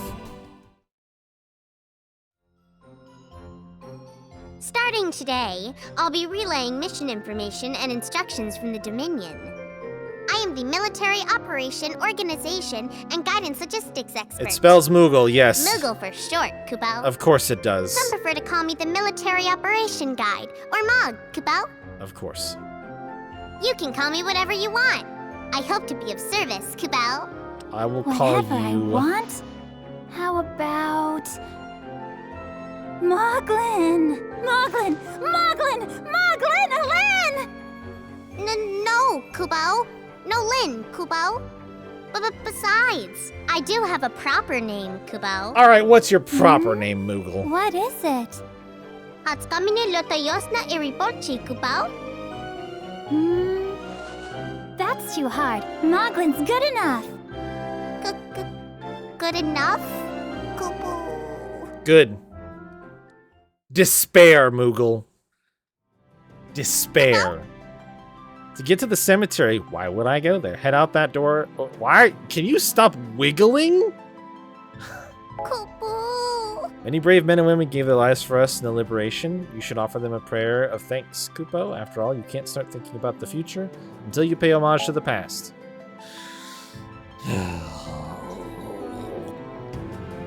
Moogle. The cemetery is a place where every Kupo in Academia goes to pray. Kupo? Okay.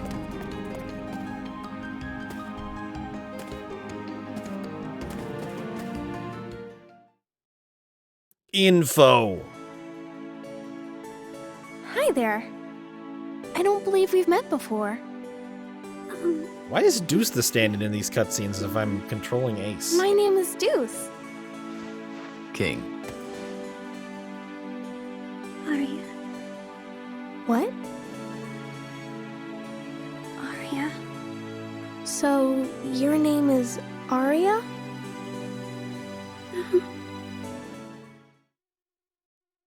Okay. Do you need supplies? Or I could buy stuff from you if you're done with it? Well, what do you have?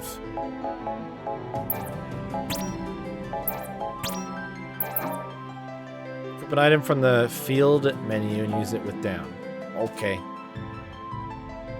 Okay.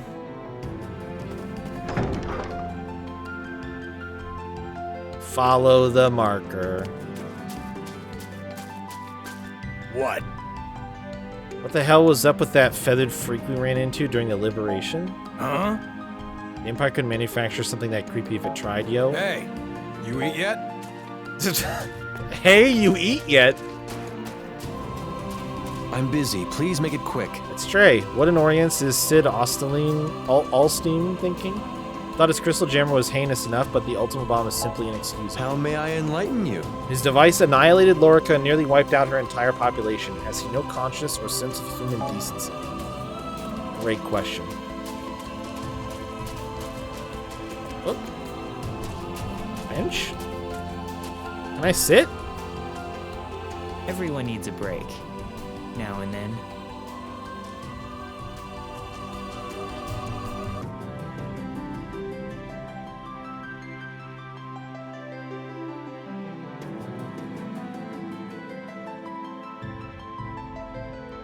Great. Cemetery. What is this place? It's called a cemetery. What's a cemetery? Here we carve the names of the fallen, so their legacies may live on. Because we are unable to retain memories of those who die before us. But I heard that the crystal removes our memories to help us, so that the living won't be tied down to the dead. That's why we leave our knowing tags behind before we go to battle. As proof that we lived. If no one comes to pick up a tag, it means that person died. Then that name is engraved here, as the name of someone who died for the Vermilion Bird. I always make sure to write down the names of everyone that I meet, or go out on a mission with. Then after a mission, I check to see if there are any names I don't recognize. If there are names there that I don't remember, then I come here and look for the people I once knew. What the fuck? But I still can't remember them. Holy shit.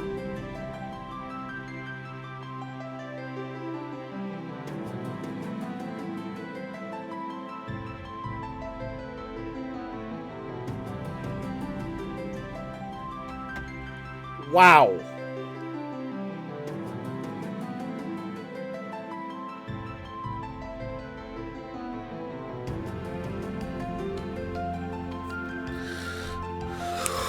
Whew.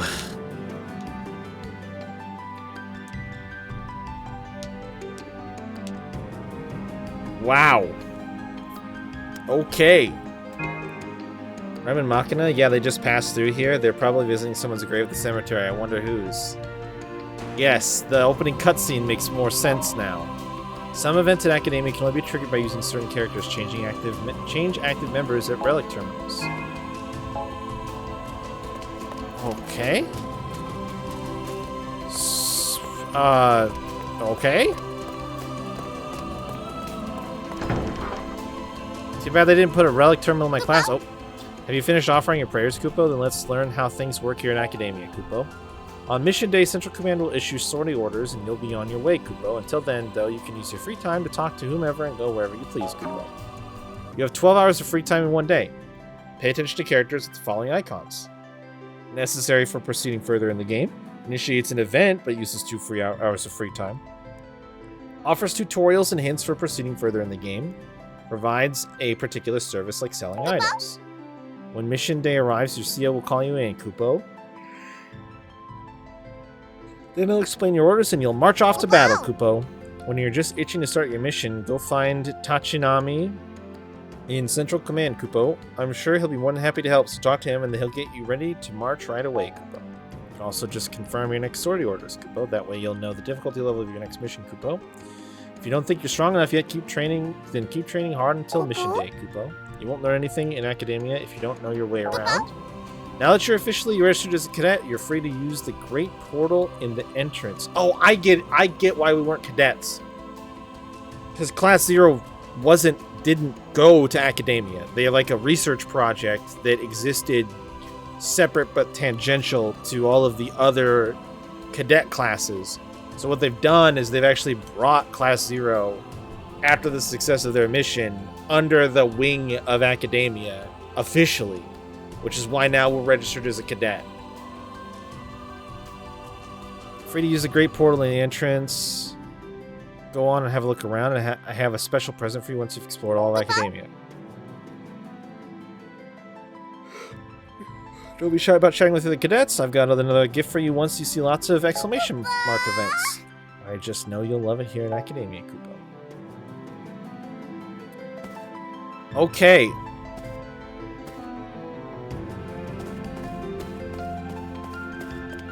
Kupo? Kupo? Kupo? No, I wouldn't say that. No, I wouldn't say that. I don't even know how you remember that name. Kupo? Alright, cool. Alright, got it. Understood.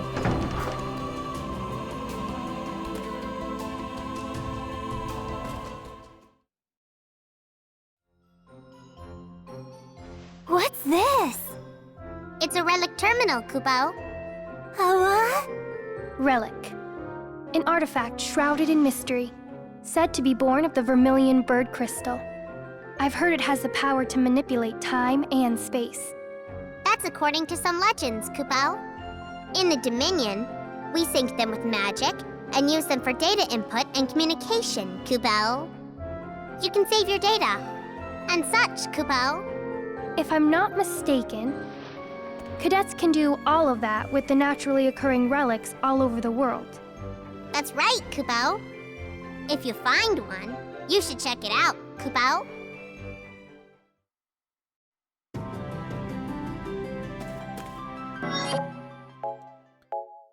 Okay.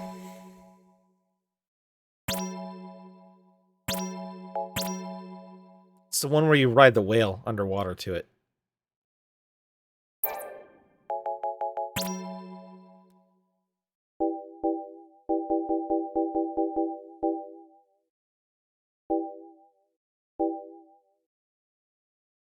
Bolt rapiers.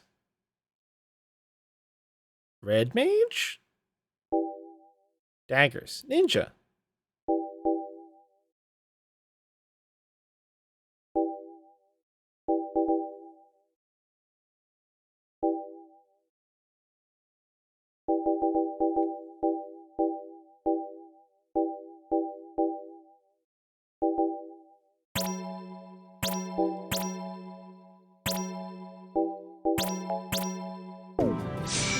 Ah! Okay. I hope you guys are ready for this loading screen a lot. And this one.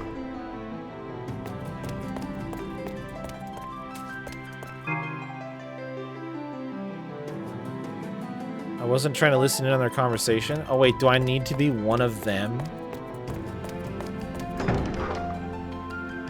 What did you call? What did you call?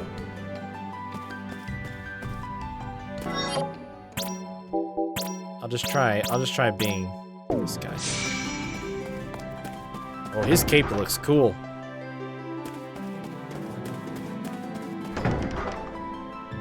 What did you call? Oh yeah, there you go. Now switch to an exclamation point. That means it'll take 2 hours.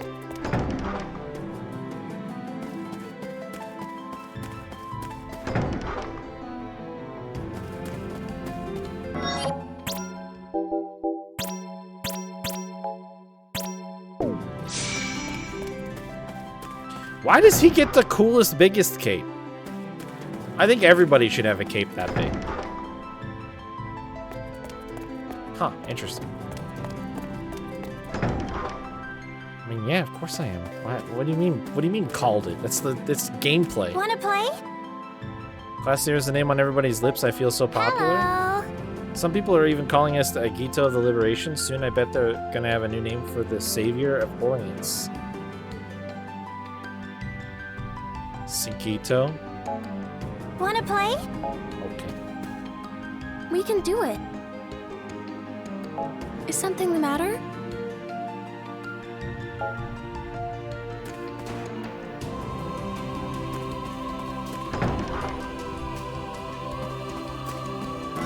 I mean, they literally told me to do that. I don't know why that's like such a shocking thing that you had to call. It literally told me to do it.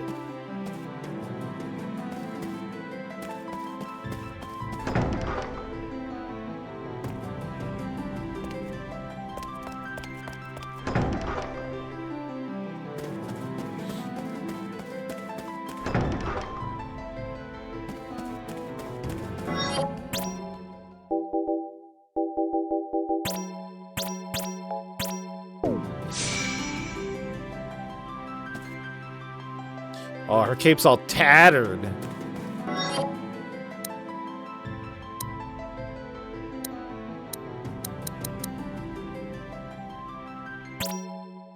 Weird.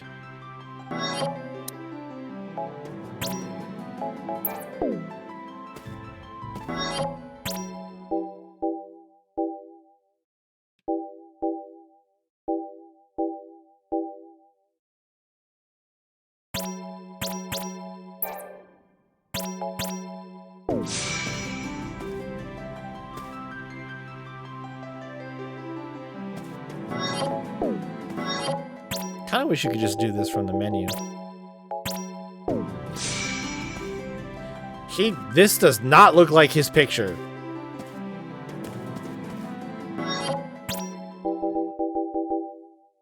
Okay, yes, the small version it doesn't. The big version it does.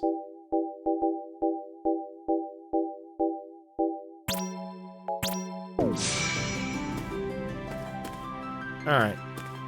Let's go explore a little bit.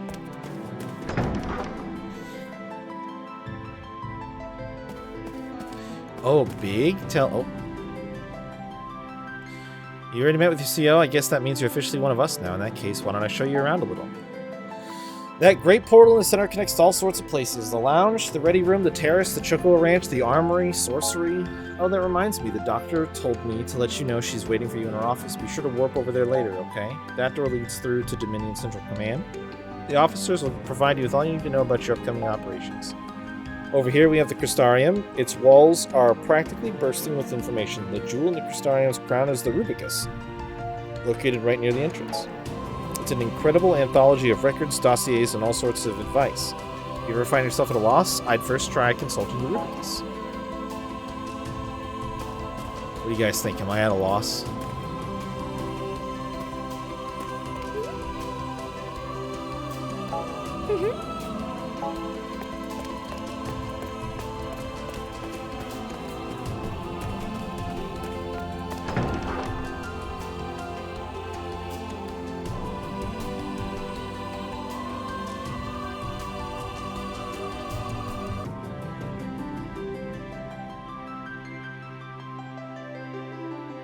Question mark. Class 9th Smoogle. They're all pretty hopeless, but that's okay. All that matters is that they're happy and healthy. Oh my god. Okay, so what do you say with a question mark?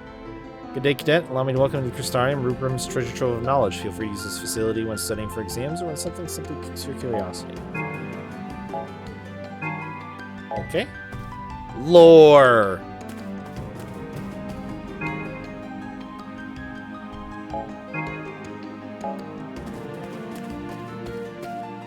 Door? Not door.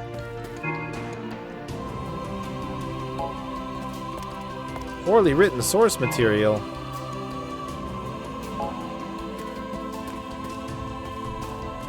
Door? No.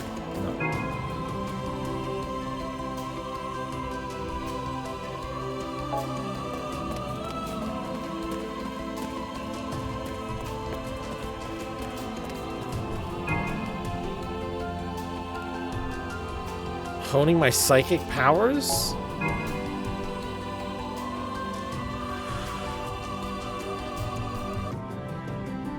Carla girl.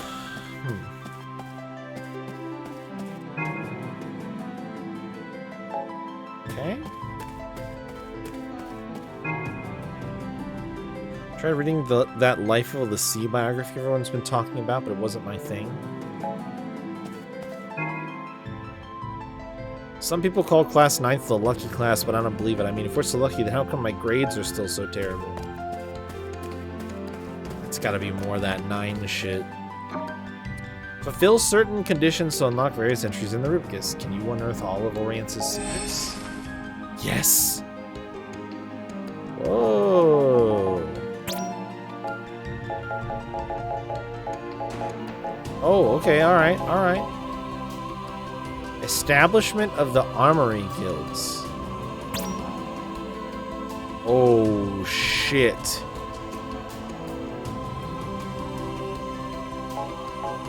Oh my god. Okay. Hold on. Oh.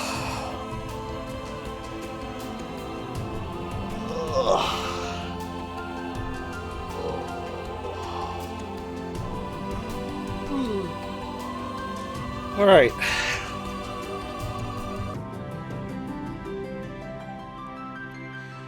Peace descended upon Orience with the ratification of the Pax Codex, but the document was unable to assuage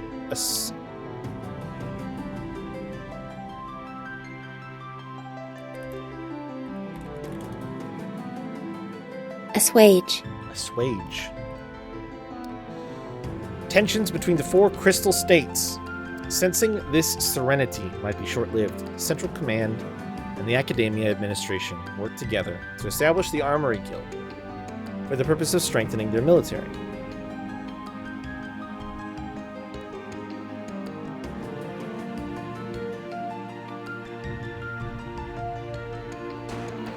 As the name would imply, the guild existed to develop new equipment for the Dominion legions, and its first objective was to craft potions and other sanative supplies.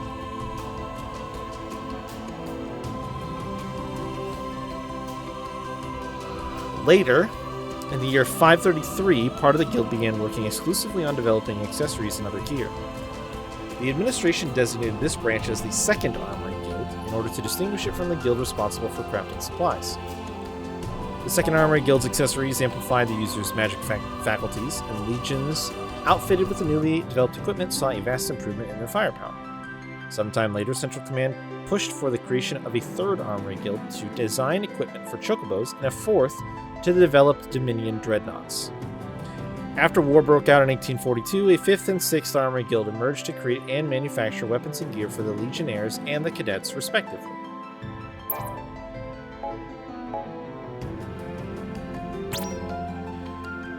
Marshal Sid Alstein seizes control of the Empire.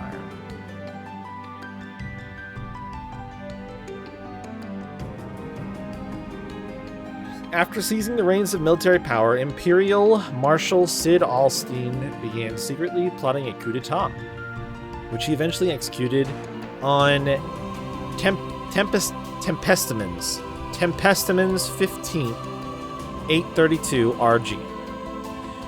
The Militesi Empire had already established more than enough self-sustaining bureaucratic facilities to mass-produce Magitech armors.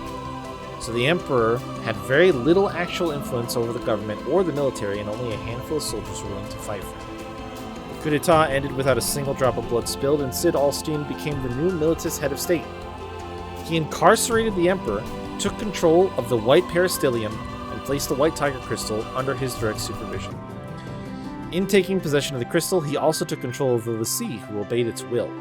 Thus, with the crystal and its l'Cie under his thumb, Sid Alstein became the supreme ruler of the entire Militesi Empire. 10 years later, Imperial invasion of Rubrum. Just before war broke out in Orient, the Empire devised a three-part campaign to invade the Dominion. The first phase was Operation Solar Eclipse, in which Brigadier General Kator Bashtar would lead a blitzkrieg attack on the Vermilion Peristyllium from the ocean. Accompanied by the Provisional 1st Air Mobile Force and a l'Cie piloted Magitech armor, the general's objective was to force Academia to surrender. In the second phase, the Empire's main force would invade Iska, the town where the Dominion's primary defenses were stationed. Militis anticipated a fierce struggle, but in an unfortunate coincidence, the troops received orders to report to the capital moments after the battle began. The Dominion legionnaires retreated, and Imperial troops seized the Dominion's western half, while incurring only minimal casualties.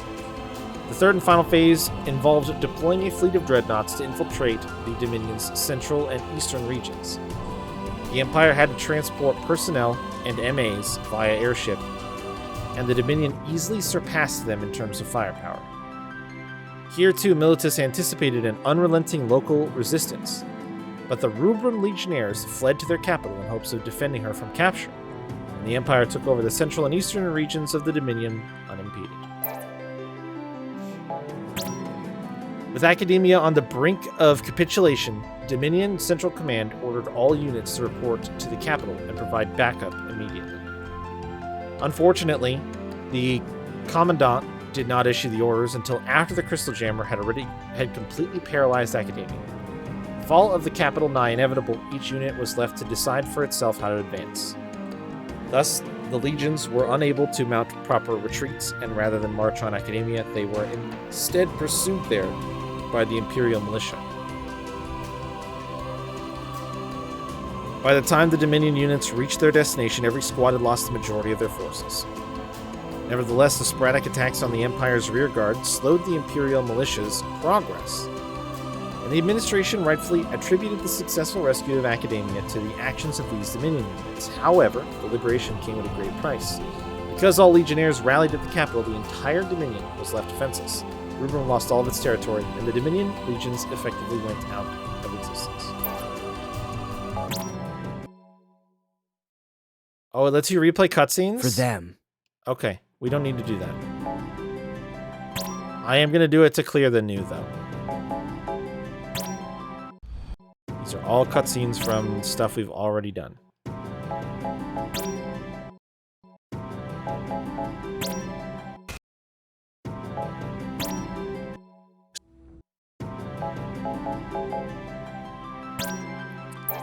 The structure of Academia. Established to bring the legendary savior Agito into the world, Academia was organized into an educational facility for potential candidates known as Agito Cadets. The students were divided into 13 core units known as classes from the newly formed Class 0 on to Class 12. In addition, Academia housed a reserve class of trainees students who had not fulfilled the requirements to be promoted to cadet.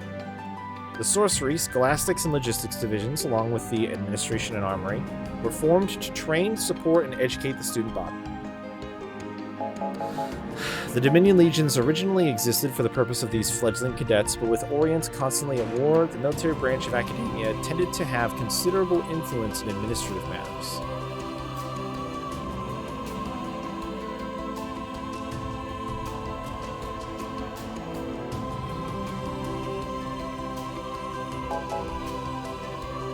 Mobilization, arms production, and deployment of soldiers were crucial components of the country's infrastructure. And with all those aspects under his command, the Commandant enjoyed more authority than the Chancellor of Academia in regard to national administration.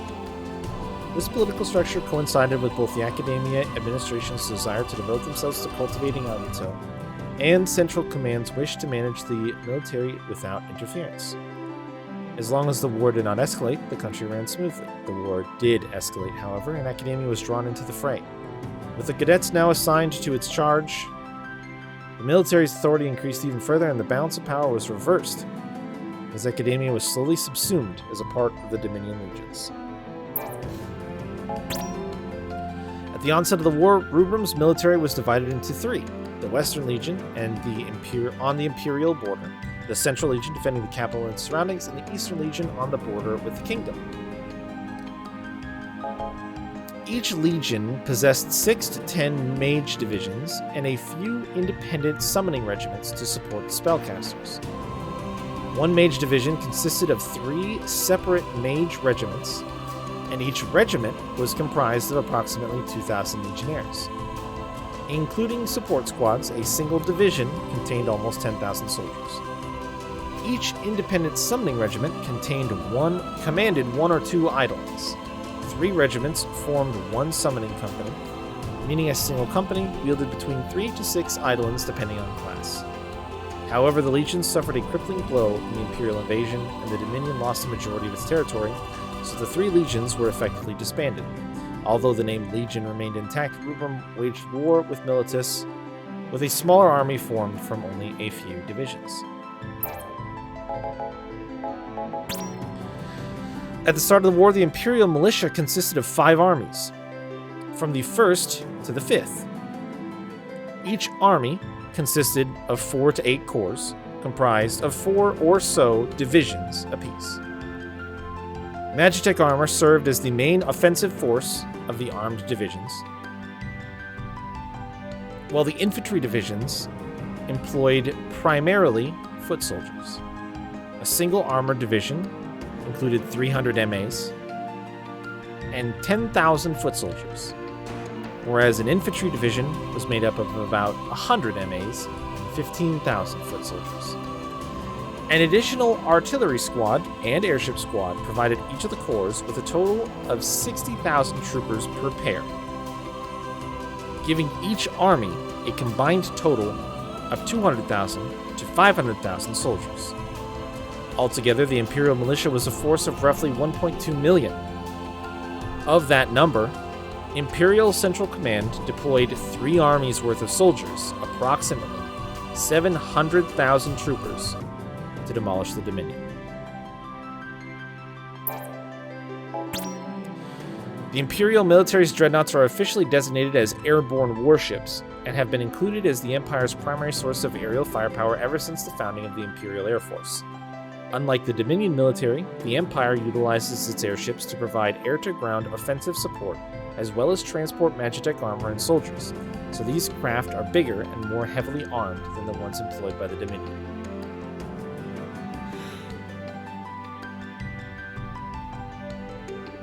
The airborne warships used against Rubrum were Invincible class, and their stats are as follows: dimensions, tonnage, max speed, cruising speed, and armaments. 28 twin turrets and 48 cannons.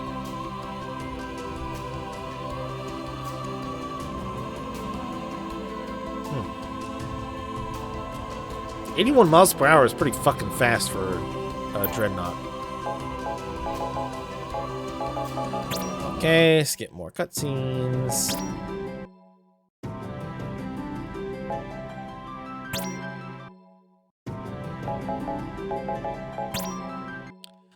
So this is 2 days after?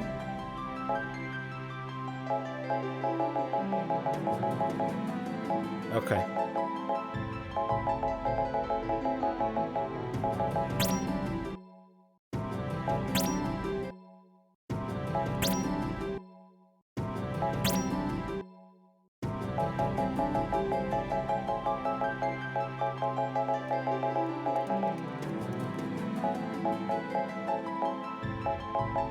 Okay. There's a lot.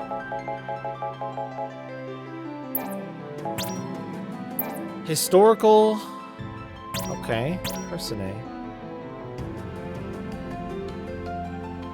Childhood friend, one of the newest members, easily one of the most talented cadets in all of Academia. He holds himself to extremely high standards.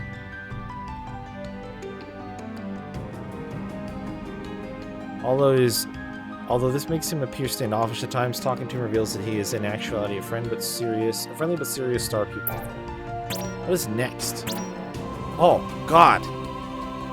Severed from their crystal's blessing. During the Militesi assault on Academia, the Imperial forces deployed 2 crystal jammers to suppress the Dominion's magic. One aboard a dreadnought and another built into a Magitech armor. Severed from their crystal's blessing, Rubrum's cadets, legionnaires, and l'Cie were left all but powerless. But when the l'Cie Kunmi stepped out of her Magitech armor to engage Dominion legionnaires hand-to-hand, Class 0 destroyed the jammer aboard the Imperial Dreadnought, temporarily restoring the use of magic and creating an opportunity for cadets like Machina and Rem to launch a counteroffensive. Realizing the danger of the situation, Kunmi quickly returned to her Magitech armor and reactivated the second jammer, but it was too late. Class 0 arrived on the scene and made quick work of the device, destroying Kunmi's God, I keep reading MA and thinking it's Mystic Art. So I have to retrain myself to see Magitech armor as MA for this game. In the process of foiling the Empire's campaign to capture Academia. Mission count. Oh. Site kills, casualties. Commands executed. Impact count. Dodges performed.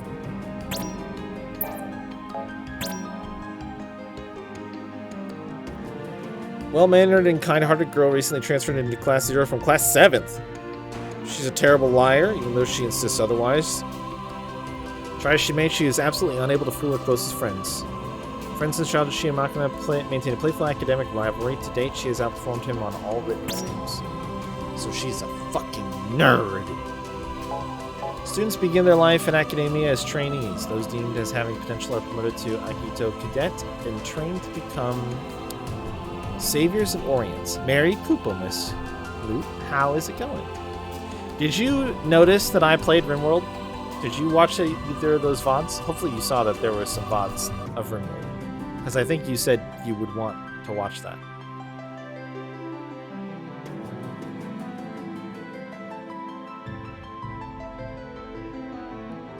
It's also received a number of enticing freedoms and privileges. Good. Good.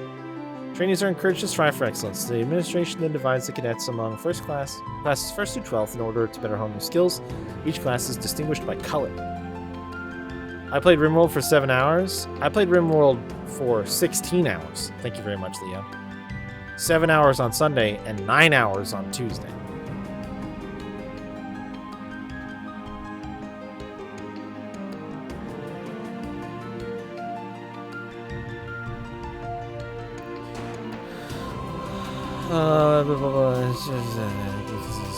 Before they transferred, Machina wore indigo with Class 2nd, and Ren used to don a pink cape in Class 7th. However, through the efforts of Dr. Horatia Al-Rashia, Sorcery managed to create a special team of cadets outside of the class framework in Academia.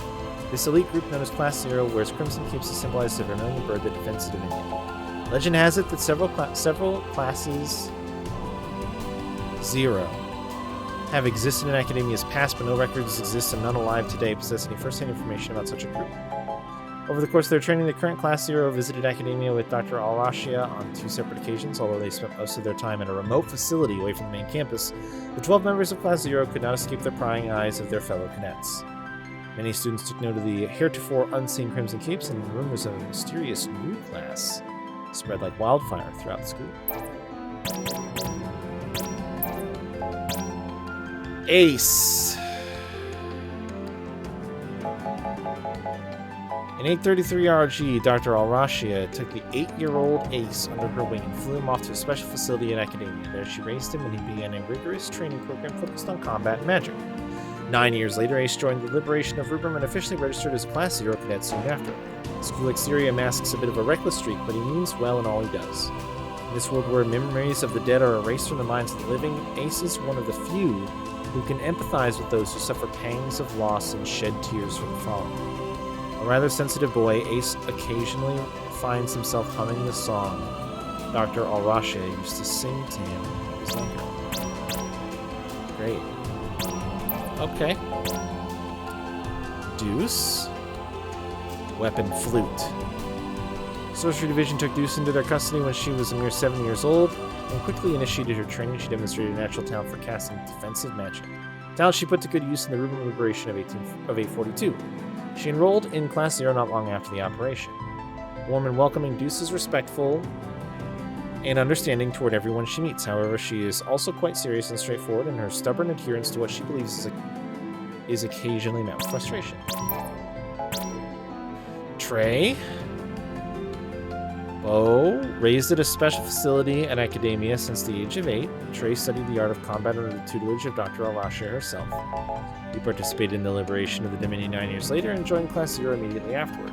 Cool, calm, and collected inside and out, Trey takes pains to maintain a pristine image lest someone find some flaw they might exploit. He is extremely eager to share his impressive breadth of knowledge with anyone in earshot.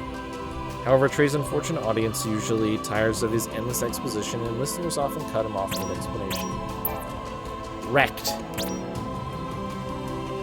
Cotter. Trained at one of sorcery special facilities, age of 8, studying how to wield a magic pistol and cast all sorts of spells. Skills test 842 when the Militesi Empire invaded Academia and passed with flying colors. She later joined Ace and the others as a member of Class 0. There's no beating around the bush with Cotter. She is very clear about what she wants and extremely confident that she can obtain it. She tends to be impulsive at times, but her honest, off-the-cuff style can be rather refreshing. Cotter hates losing, and she refuses to let anyone or anything get her down. She keeps Magicite in her knapsack to power her magic pistol. Don't even think about touching it. Oh, Magicite. Oh, Sync. Mace. Al-Rashia sync onto Special Center near Academia. Hopes of honing your destructive tendencies. Destructive? Black Mage. When asked which weapon she thought would best suit her, Sync replied, if you're going to hit somebody, you might as well hit him super duper hard. She proved quite capable with the mace, and she was finally able to put her abilities to good use during the Rubrum Liberation.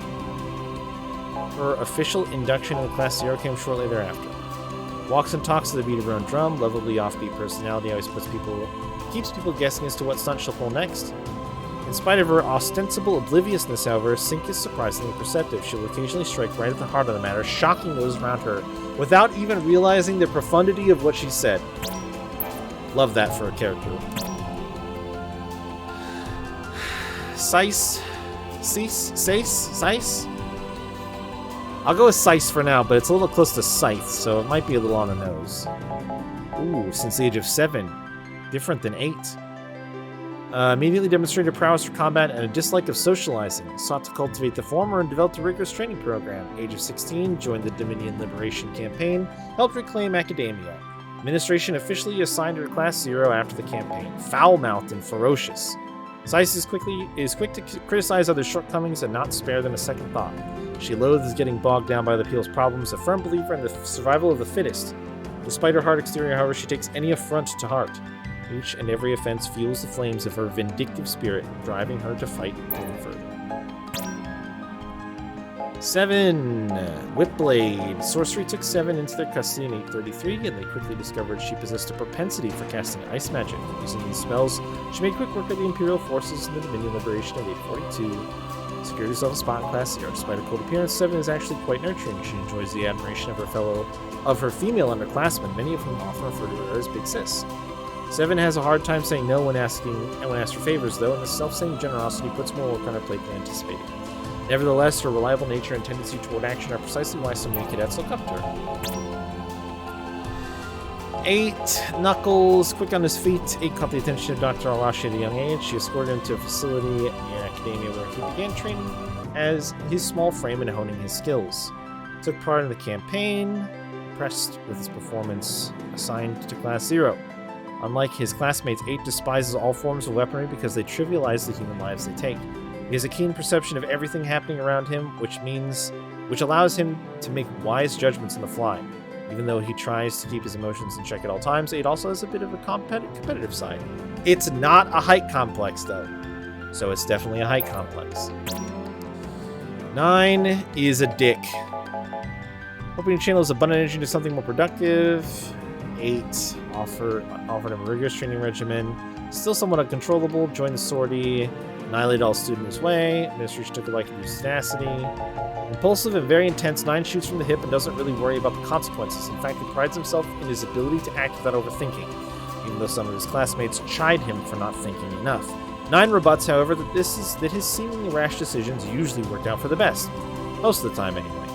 He has a hard time dealing with situations that aren't black and white, and he'll break whatever he needs in order to make it clear what's right and what's wrong. The Meathead. Sorcerer is quick to bring Jack in for training since great potential. Sorcery's special center near Academia. Jack studied the way of the warrior. Earned a spot in Class 0, 842. With a smile on his face and a joke on the tip of his tongue, Jack is known as Class Clown 0. No matter what prickly predicament he and his classmates fall into, Jack always puts a positive spin on the situation. Although his unfaltering optimism should theoretically inspire his classmates, his glib nature prevents the rest of the Class 0 from taking his words of encouragement too seriously. Impressive intellect, tender age of 8, trained as a prospective Agito cadet, demonstrated particular prowess for casting lightning spells. Employed those magic skills against the Empire. Wise young woman of implacable integrity. Personality is as straightforward as the longsword she wields. She's intolerant of all forms of injustice, and her rigid sense of morality has earned her the nickname of Class Leader. She is not Class Leader, she will have you know. Queen tends to make harsh comments, but she bears no ill will. King, dual handguns. Quiet child, usually kept to himself. Detected great potential in him. Began training him personally. He took to combat like a chocobo to a racetrack. Proved his prowess during the Dominion liberation. Young man, a few words. King prefers to take action rather than waste the time exchanging ideas. Even in matters of life and death, he maintains his composure, making rational decisions and acting upon them immediately. Some view his reticence as cool, but others misconstrue him as cold and aloof. In actuality, he's quite thoughtful. Unfortunately, however, his kindness doesn't always come across as clearly as he thinks it does. Oh, how many more do we got? Oh, Lord. Okay, not too many more. Chancellor Kalia Cheval, the 6th. Serves as both headmaster of Academia and chief executive of the Dominion of Rubrum. He enjoyed recognition in his youth as a great mage, and he is similarly respected and admired by his colleagues at present. Chancellor Cheval places great importance on order and authority, and he endeavors to embody both as a model for the denizens of the Dominion. Radiating composure, the Chancellor often makes visits to villages around the Dominion, preaching the gospel of the Vermilion Bird Crystal. Rubrum's governing body, the Consortium of 8, is headed by Academia Chancellor Kalia Cheval VI. The Dominion is the most verdant nation of Orient, boasting the stablest climate. Using the blessing of the Vermilion Bird Crystal, her people have developed their own tools and technology. Humans are not the only denizens of Rubrum. Gentle creatures such as Moogles and Chocobos also inhabit the Dominion, peacefully coexisting with the populace. Head of the Sorcery Division and the most influential member of the Consortium of 8, Dr. Alrashia carries herself with an air of authority and intrigue. Ace and his classmates refer to her as Mother, but she bears no biological relation to any of the Class 0 cadets. Although she is brilliant enough to single-handedly facilitate the development and improvement of the Dominion's magic, the Doctor has also earned a reputation for a rather brash and daring demeanor. She has maintained a powerful presence at Academia for as far back as anyone can remember, but no one knows exactly how long she has held her position. Vampire! Commander Kurasame, an Academia Tribune and Class 0's commanding officer. Kurasame is a no-nonsense straight shooter of a man. Also known as the Ice Reaper, he literally sends chills down his enemy's spines, frost emanating from his boreal blade. Once celebrated as one of the 4 champions of Rubrum, Kurasame chose to remain at Academia to help educate and assist fledgling cadets. He takes a very stern attitude toward all students regardless of class, a tendency that has earned him the scorn of less understanding cadets.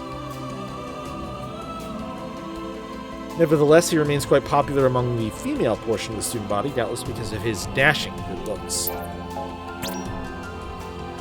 Suzuhisa Higato, leader of the Dominion Legions and a member of the Consortium of 8, the Commandant is quick to decide and quicker to anger. His explosive nature tends to overwhelm his colleagues, but Dr. Al-Rashia never seems to lose an argument with him. He boasts a long and extensive military career, as well as knowledge of all military matters in Dominion. He is less proud, however, of his high blood pressure and rapidly receding hairline.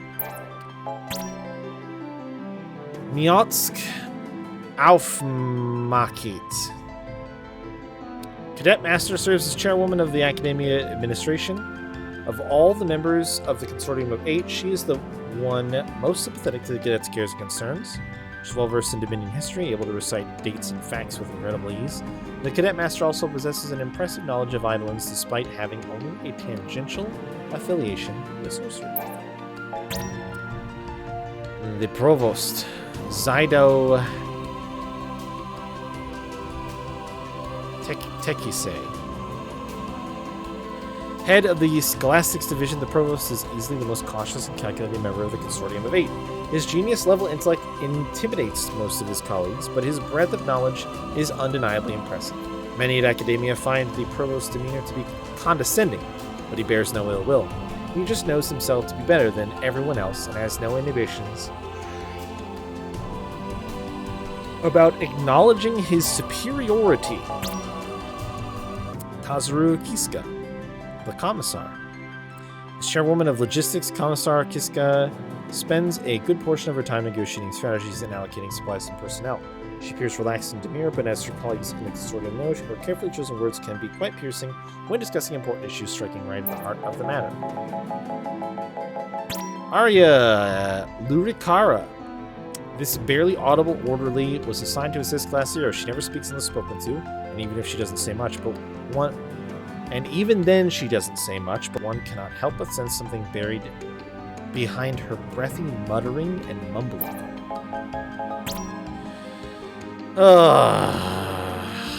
Hatskamine Lotoyosna Erupulchi. Gender and age unknown. Good.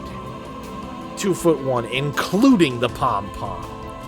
Officially known as the Military Operation Organization Guidance Logistics Expert, or MUGO.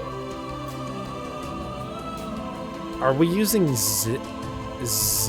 Okay, probably Z instead of he or she. Z provided crucial support for Class 0 during the liberation of Academia. One of the youngest MUGOs at the school, Z did not belong to a particular group of cadets until Class 0 showed up, at which point the administration selected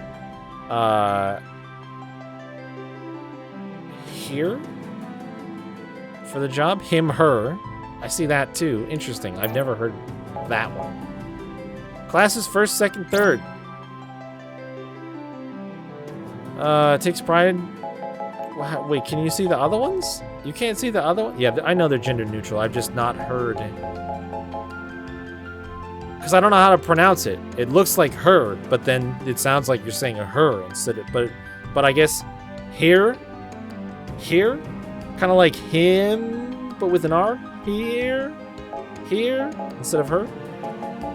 Oh, do I really want to read all about these fucking Moogles? It doesn't even show me all the pictures. Unless maybe these three all look like this. Yeah, closer to here, yeah. Here. Yeah, alright. 4th, 5th, 6th. Sure. Oh, you can look at them. Oh, I just haven't met the other ones. I haven't met 2nd and 3rd.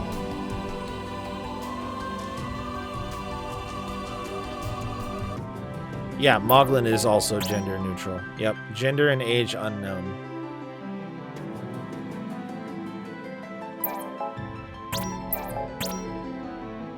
So one of these Moogles I haven't met.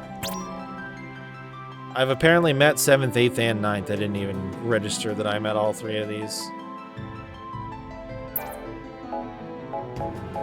Rubrum Tonberry. Eat that boy. I love that he has a little gear. Also, that is one hell of a fucking knife upgrade for a Tonberry. Holy shit. Thank God most of them don't have a knife that powerful. That's just... You know what? It looks like a fucking Buster Sword. It looks like the Buster Sword. But a Tonberry is wielding it. Male... Okay, so Tonberry... This Tonberry is male. Born on the Isle of the Dragon Sanctuary, this Tonberry serves as Kurosame's attendant. Injured in a skirmish with a lesser Lapros, Tonberry was immobilized and struggling to survive when Kurosame stumbled upon him and saved his life. Tonberry shared the story of the kind young man who rescued him, and the Tonberries in and around Amateur have been friendly toward humans ever since. Eager to repay his debt to Kurosame, Tonberry typically stays out of the spotlight, standing behind his savior and giving Kurosame the extra push he needs. Nothing makes Tonberry happier than helping out the young man who saved him, but he rarely puts those feelings into words. Izuna. Kunigiri. Mocking his brother and a prominent Dominion legionary, Izuna received a set of special orders at the beginning of Academia Liberation. His objective was to cut through enemy lines and cross the battlefield in order to deliver a communication device to Ace. Determined to make his little brother proud, Izuna set out to complete his mission. Little did he know, however, this mission would be his last. ... Aki Minahara. A model student from class first, Aki is sociable and caring, treating everyone she meets with respect and compassion. Her goal is to become Akito and restore peace to Orients, and she spares no effort to that end. She also has a younger sister, Fuyu, who currently studies as a trainee. Fuyu tends to live in her sister's shadow, but Aki is always there to watch over her little sis and encourage her to work hard and step out into the light. Did we do it? Nope. General Bashtar. 28, 6'3", member of the Militesi nobility and a brigadier general in the Imperial Army. Kator Bashtar serves as Marshal Alstein's right-hand man, but not perhaps without some reservations. Nevertheless, General Bashtar is the finest Magitech armor pilot in the Empire, and he often assists in the development of new models by testing them out himself. In spite of his rank, he also accompanies his men out on the front lines, often turning the tide of battle with his own two hands. His military prowess has earned him several epithets, such as White Thunder, the White Reaper, and the Unscathed. Kunmi True, the secondest lessee of the White Tiger Crystal, Kunmi possesses the special ability to manipulate all sorts of armaments and amplify the powers beyond mortal limits. Confident and perhaps even conceited, she does not take kindly to being outdone or upstaged. That said, she has not been a lessee for very long, so she has acquiesced to her current position. For now.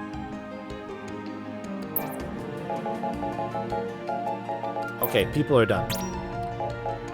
I don't have any entries in that one. Enemy Compendium. Imperial Troopers.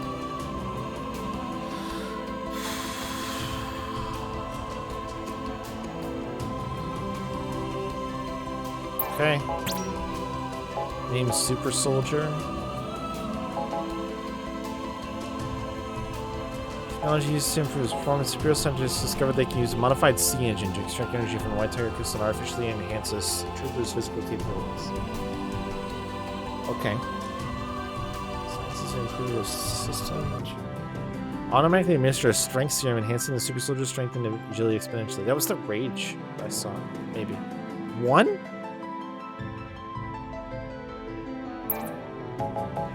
RPG 155 gunner. Anti-personnel recoilless rifles. Dominion Legionnaires, so long as the operators can maintain a proper distance, their shots can tear right through Dominion's defenses, including wall and protect spells. Conversely, gunners are at a considerable disadvantage in close quarters combat, and the ever so slight recoil from their not exactly recoilless rifles leaves them quite vulnerable to fire. Good. Nimrods. Developed to increase the mobility of the Empire's artillery units, this tripod mech was constructed in a facility separate from the steelworks. Technically, is not technically a Magitech armor. Semantics aside, functions like any of the Empire's other mechs may be considered Magitech armor for all the same purpose. Oh, there's a warrior.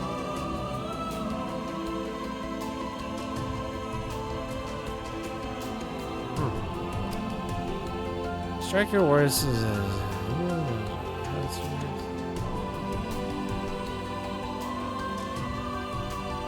okay. I think that was the Ah, yeah. Now, so this is really interesting. That's where Final Fantasy XIV got this model from.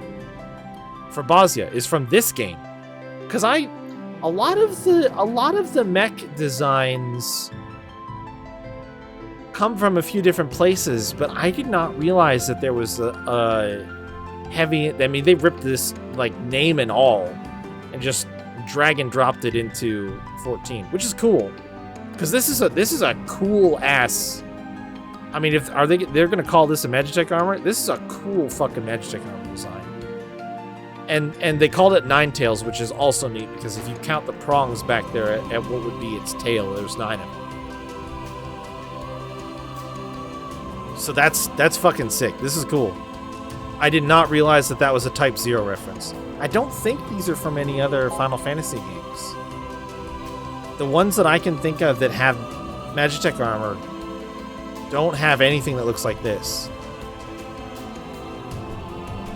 And I don't think there were any models like this in 13, any of the 13 games either. So this is a unique model for this game, which is cool. Produced exclusively for the sea, the Dainsleif. No, I don't think so. Nope. Dainsleif was also the first Militesi mech equipped with crystal jamming capabilities. Scientists in the Empire's R&D division.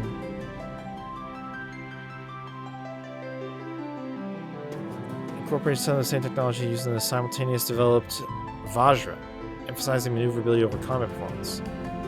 Dainsleif. Their invasion of Academia. Crystal gems scheme coming. Managed to reactivate this in the national. Okay, great. Now I think we've seen all. Okay. Record of service. Empty. Code of Academia.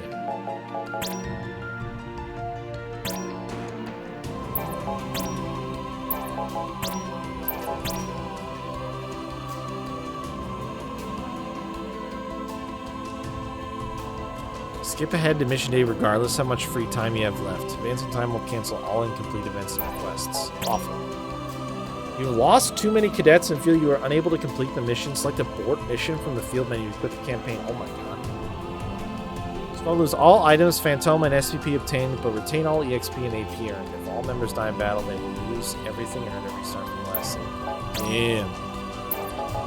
Damn. You can call for backup to receive support from fellow cadets, reduce the damage allies take, and earn support personnel points. An SP member will join your squad and fight alongside your leader for a short time. SP unit casualties will be counted in your final mission grade. Adjust backup settings. Okay. Support personnel are cadets who provide backup on missions. Requesting backup earns support personnel points and boosts your SP rank. Earn a higher SP rank to access exclusive spells and equipment. By requesting backup from the cadets, exchange SPP for items in the SP post. Okay. Interesting. Mechanics. Alright, I'm just gonna skip through these.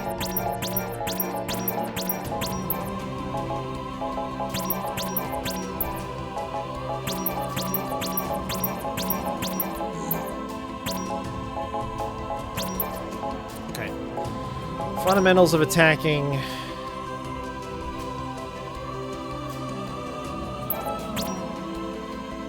R1 to lock on, tilt R, or press R to L2.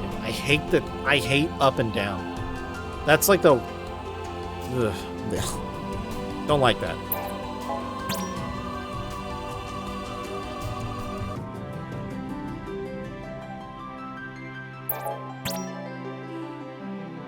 Sign button to use a special ability.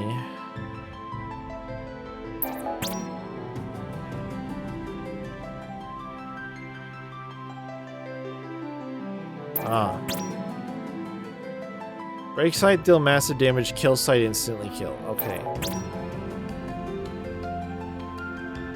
Damage is nearby enemies. Okay. Tilt R to lock up to lock on to a fallen enemy during battle. Right, but you have to be holding R1.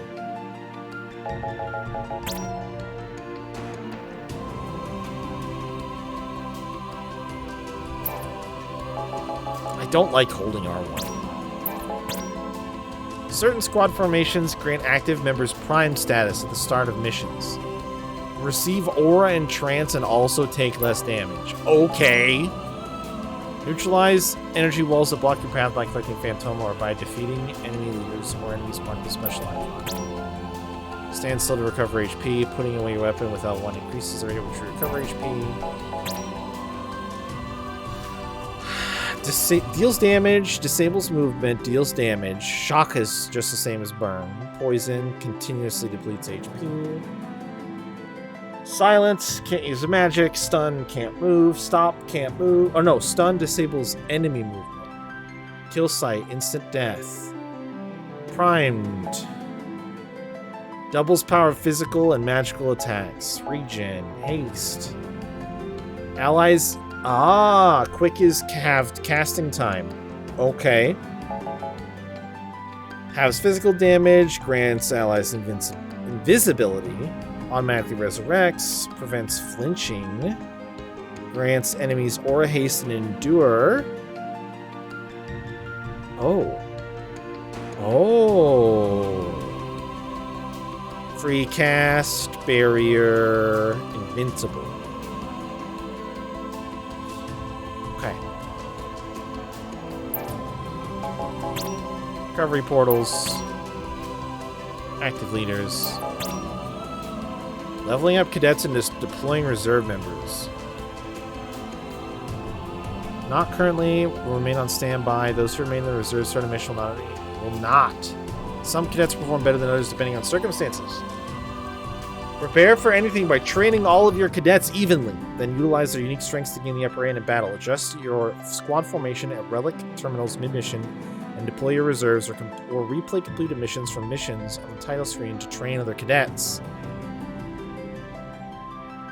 When one of your active squad members falls in battle, press up to replace him or with a cadet from the reserve. Using all cadets to result in the game.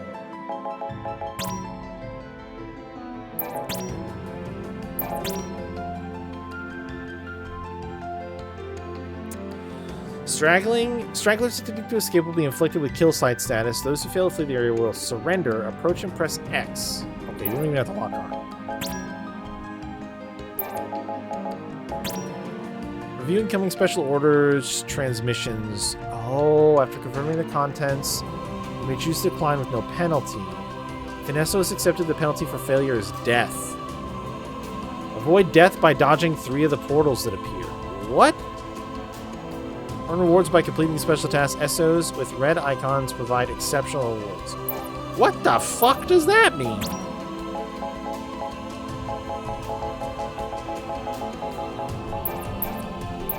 Okay, that's it. Book done.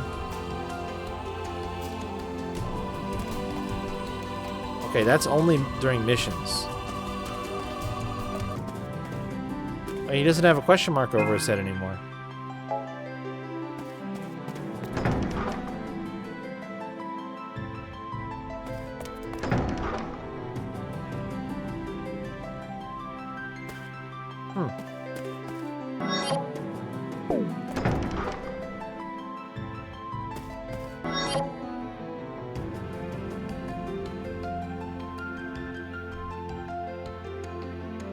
Where am I supposed to go?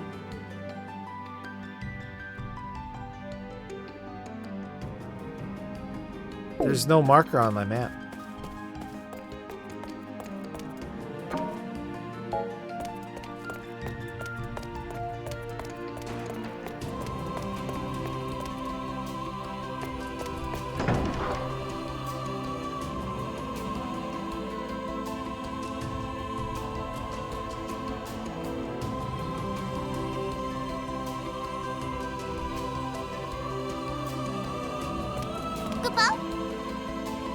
Greetings, you are from class Zilch, was it, Kupo? I'm sure some Kupo of my stature needs no introduction. Wrong, Moogle.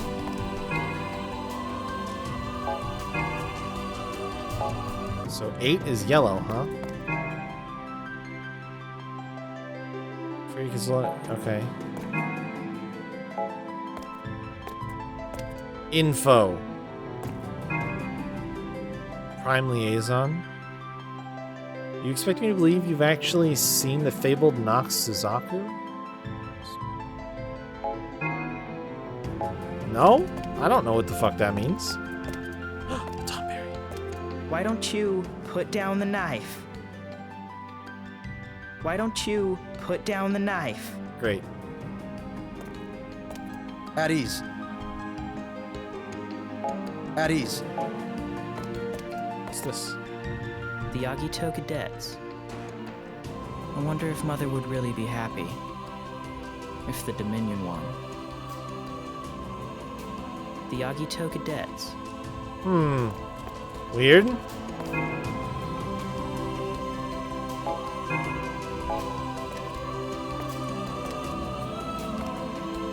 Okay, what do you say? Should a mission ever prove insurmountable, you would do well to consider reevaluating your approach. Sometimes a small adjustment can provide the greatest effect on the outcome of an operation. Adjust the difficulty. If you ever feel overwhelmed by a formidable foe, don't hesitate to call Academia for backup, while you may even see your very own CO run to your aid once in a while. Backup settings to receive support. Aren't finding this war alone, don't be afraid to call for backup and find yourself in a pinch. Okay. Good soldier always reflects on his performance on any operation. If you succeed, there's always room for improvement. These replays regardless of the data loaded. Items in the XP earned during replay missions are saved and applied to your current file. Missions cannot be replayed from a mid-mission save file. Oh. Okay.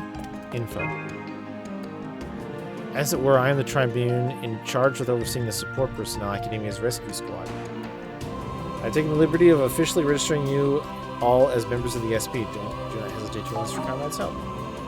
Support personnel consists of cadets who provide backup for their comrades on missions. Requesting backup, boost your SP rank. Okay.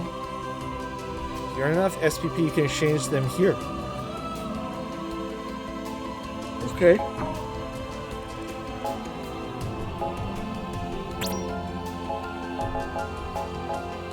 Ah. Those portraits look nice. Oh. Okay. Okay, that's all he does now. Good work. You must be from Class 0. My name's Tachinami. I'll be providing you with remote assistance on large-scale operations. If you're already itching to get out there on the front lines, I can arrange to have you deployed as soon as possible.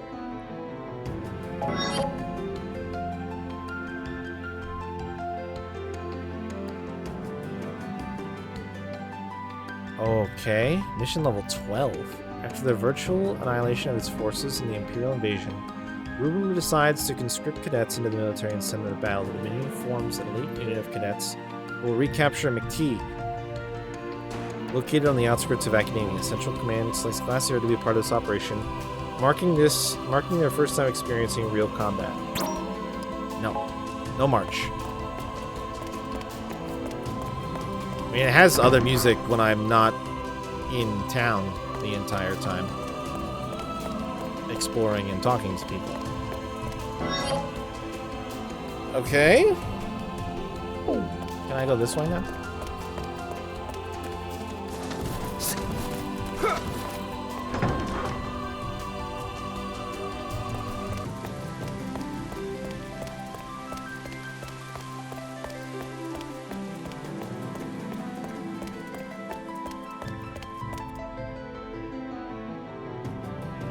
Airship landing.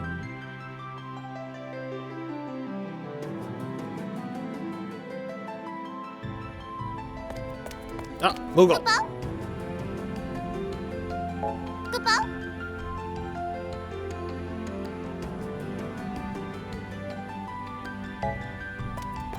Healing class.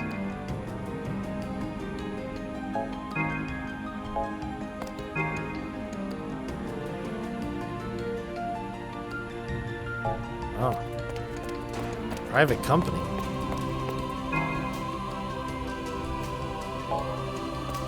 Why are there adults and children just running around in this place? Eliminate the Empire. Good. Class 10th. Kupo?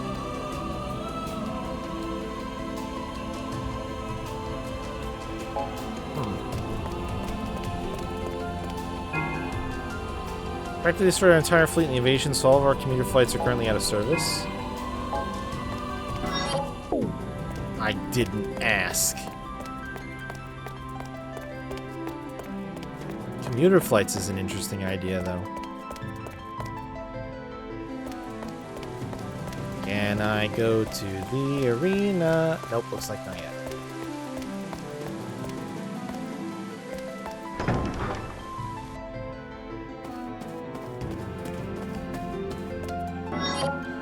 Okay, so teleporter.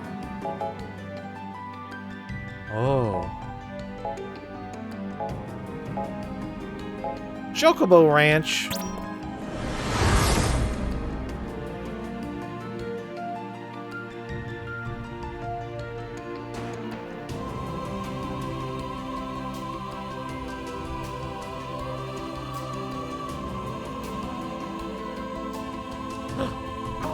Chickaboo.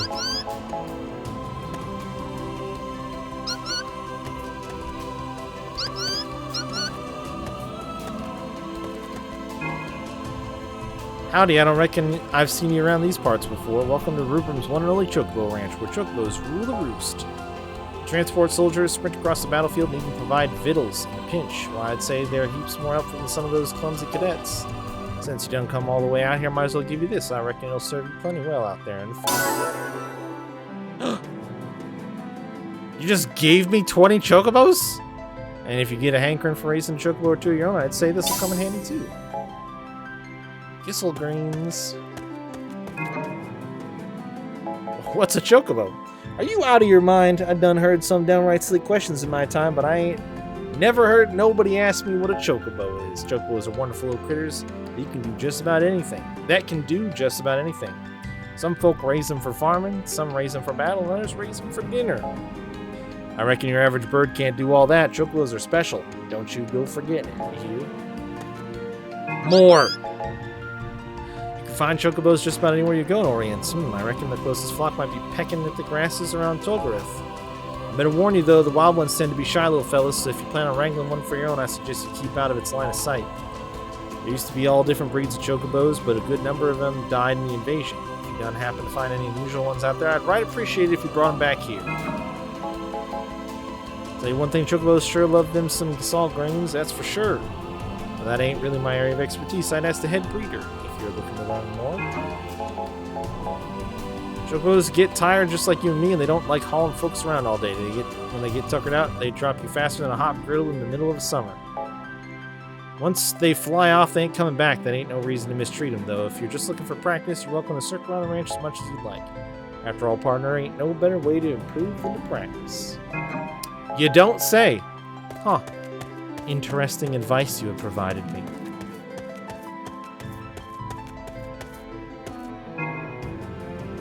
This is where we breed chocobos, but I reckon you aren't quite ready yet. How about you come back in a little while? Fuck you, I'm ready. I can breed chocobos all day.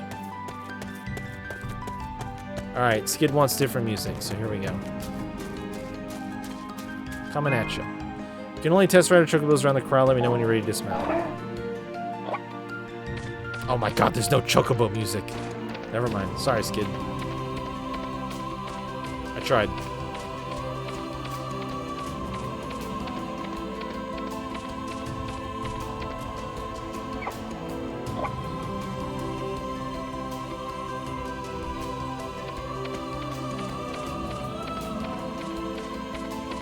Could just be that here in the... Here is... They don't... Yeah, dismount. Oops. Yes, dismount.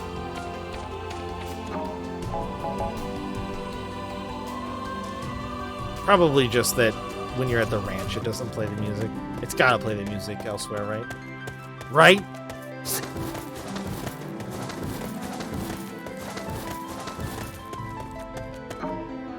Wait, I just noticed something.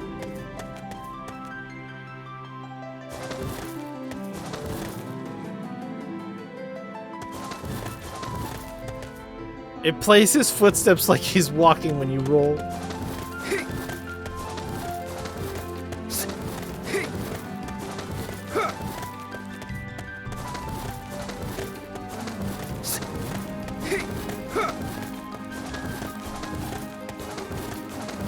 Amazing.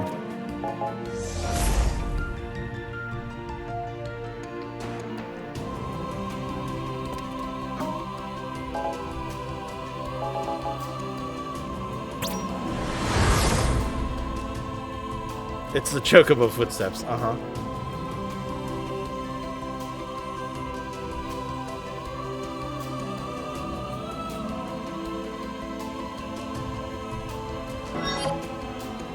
Okay, so this is top right. Gotcha. The Empire must have been preparing for quite some time to be able to raid so many of our key strongholds simultaneously.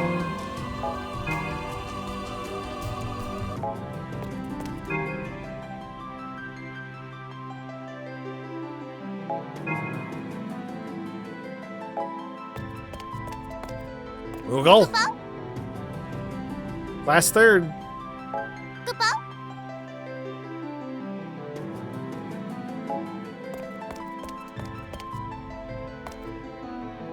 An exclamation point. You okay? It's 7. What? Ah. Hey.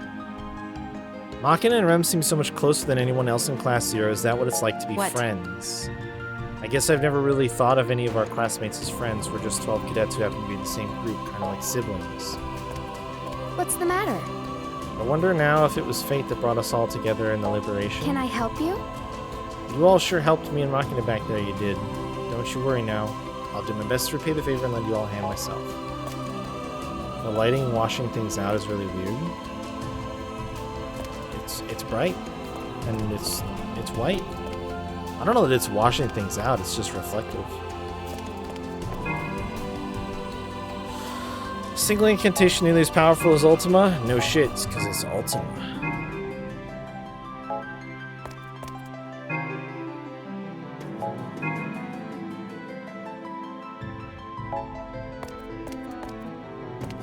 Class 0? More like Class Hero.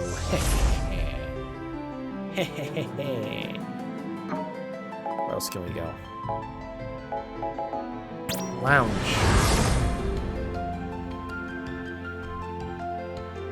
Wow. Another Mugel.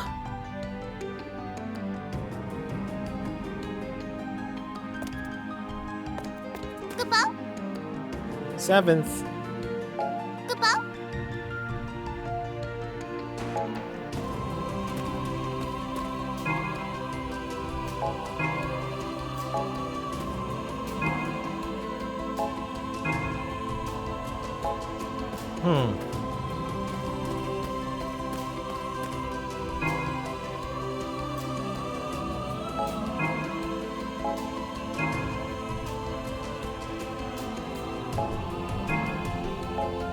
It's been 2 days. These people talk about it like it's been like Hey, half how a you year. doing? Oh.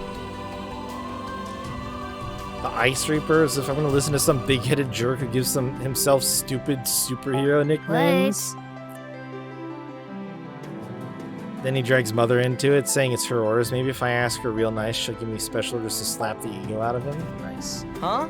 What is it? I always knew Mother was the top of the Sorcery Division, but I guess I never realized she was such a bigwig around academia. Yeah?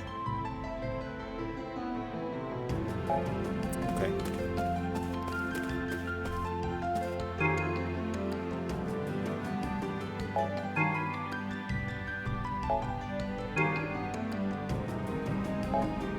A lot of mixed feelings about Class 0 so far. Some people think we got it easy. We rolled in from Easy Street. Why is this here?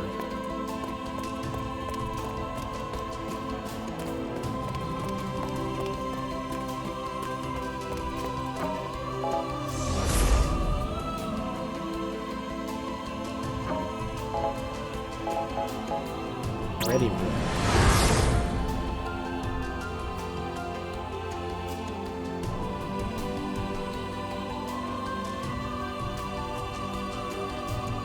It's like a tavern? Like a bar? Do Do I get to play a darts minigame? Oh my god, there's so many fucking people.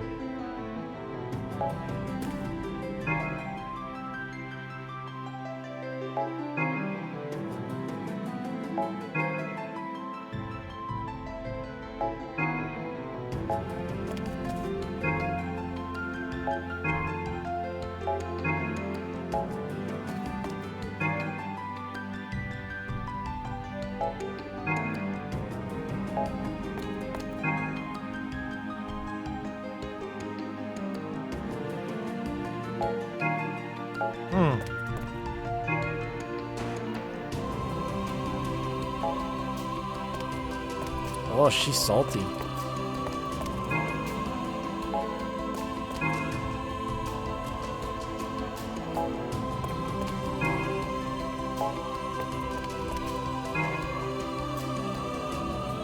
Four champions of Rubrum. Kusame. Okay. Miguel.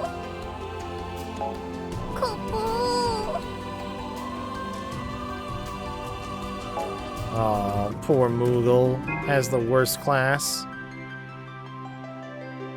Who decided on these class colors? How do they figure hot pink was a good choice for class 7?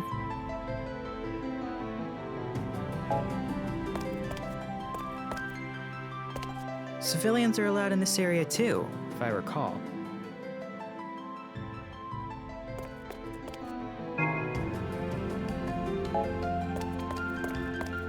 Can I not talk? Oh, there we go. Okay. No darts, though, huh? Okay. Fair enough.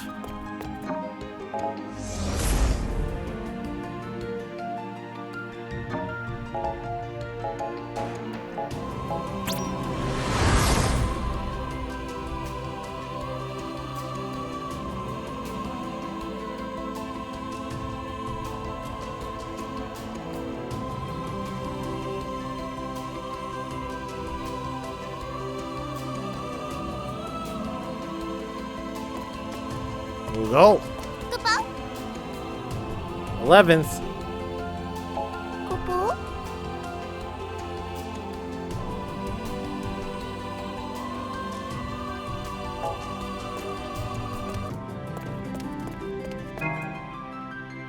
At ease, this is the 6th Arms Lab. The exclusive developer and distributor of arms in the Dominion.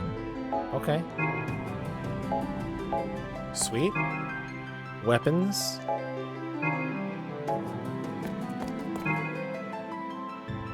Epiphany. Oh, well, my bad.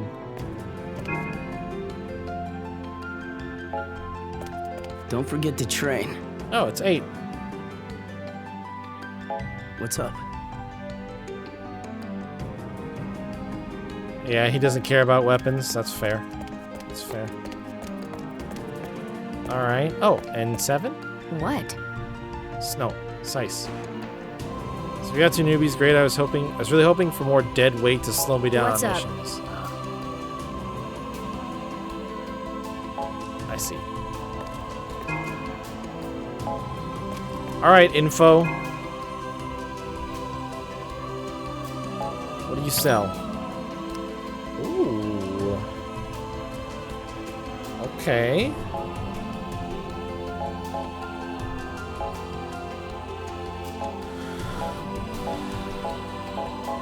Got it. Just literally everybody's weapons. HP and MP defense. Okay. Got it. Straightforward enough. Look.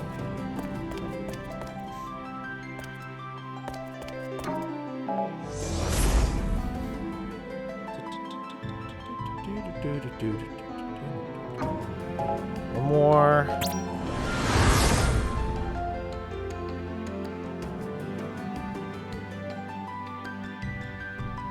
There's just one dude here. Nope, there they are. You've already explored all of Academia, Kupo? Wow, you must be full of energy. Here's a reward for all that hard work. An X potion. Did it. I did the Moogle's Why bidding. not take a break every now and then? Surely you've already been briefed on participating in the SO system, haven't you? I trust that you'll make the right decision in the matter. Mother specifically designed the program for Class 0, so refusing to participate would be equivalent to spurning her kindness. Okay. Sorcery, where we conduct research and development of all kinds of spells. Technically, this place is off limits to all unauthorized personnel, but the doctor has given you kids special permission. Okay. Charged with overseeing the top secret special orders, SO for short. Doctor designed this program with you kids in mind, but I need your consent before you can participate.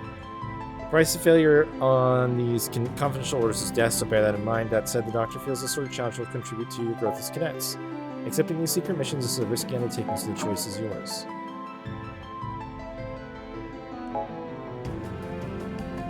Receive beneficial statistics by accepting SOs. Completion earns rewards, but the price of failure is death. Avoid death by dodging 3 of the portals that appear. Okay. Yep. I knew Class 0 would be able to challenge the doctor, and I expect great progress from you.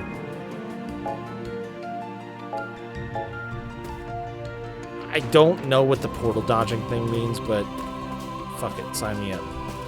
Okay, so there's 3 exclamation points.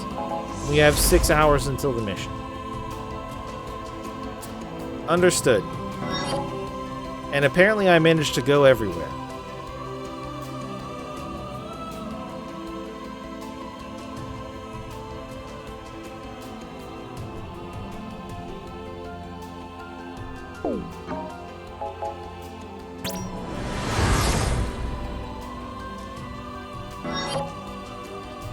Oh, that's that.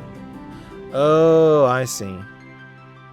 So I count 1, 2, 3, 4, 5, 6, 7 blue icons.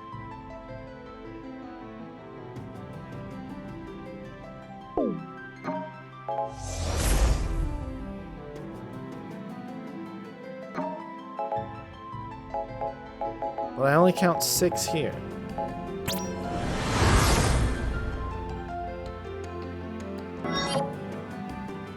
Armory is the wrench. The hourglass is sorcery.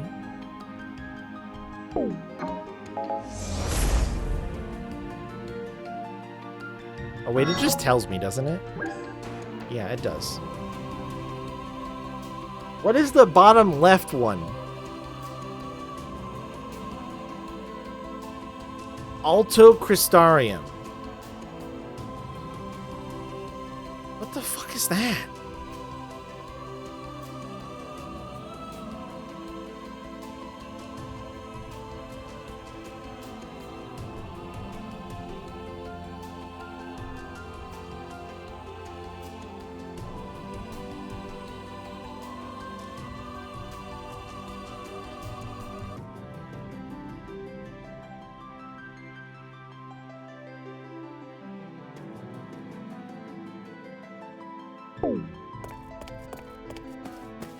I should be over this way.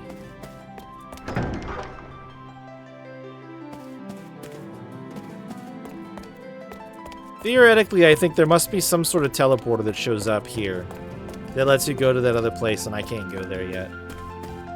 Alright, let's do the cemetery scene.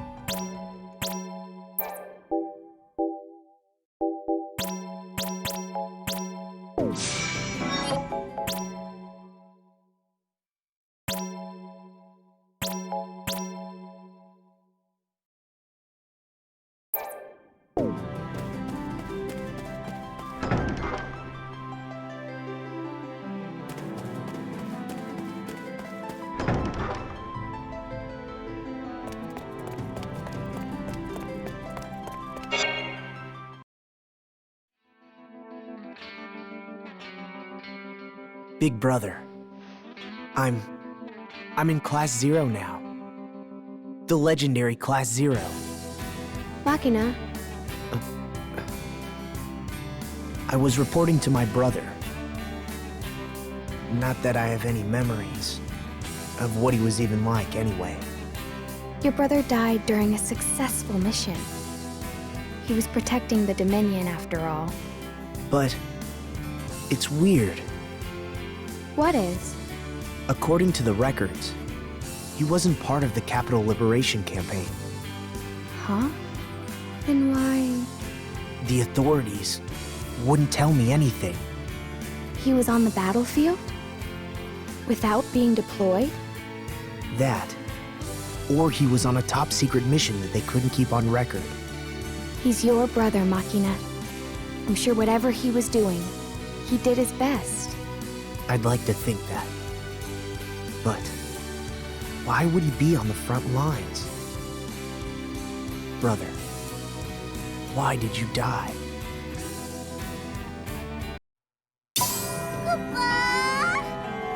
Take this little gift to Koopa. Yeah, good work. Yep. Okay. Sweet.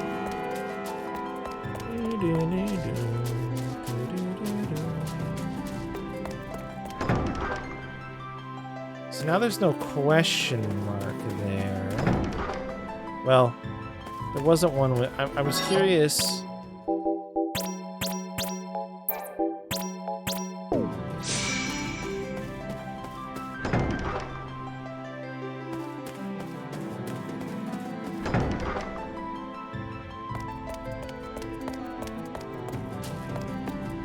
Okay. I wonder if Rem wouldn't have counted. I should have checked. I think it showed it for both of them.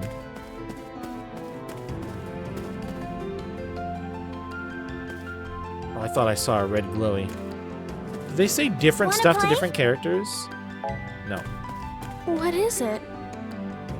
Okay. I'm also curious if I go to the terrace now as not Ace. Oops.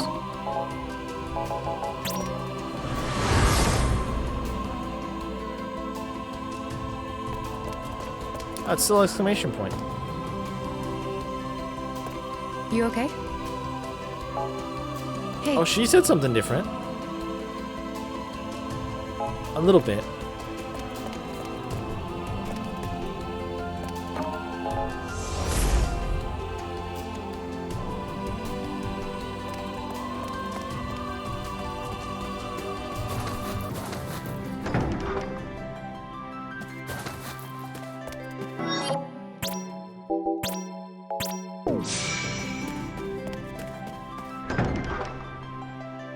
I kind of wish there was a sprint button.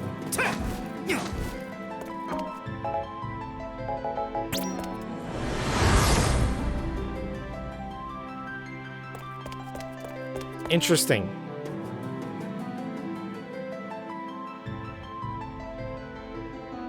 Okay.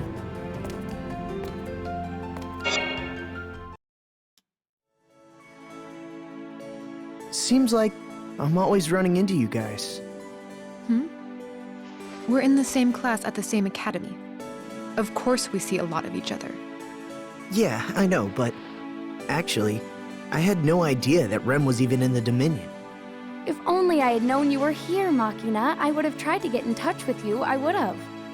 I can't believe we kept missing each other for 2 months. You two actually knew each other before coming here? Rem and I? We're from the same village. We saw each other at a drill. I hadn't seen him for 7 years. I knew it was you. You haven't changed. Look at you. I was surprised by how tall you'd gotten, Machina. When we were back in the village, you were shorter than I was. Yeah, like I said, you haven't changed.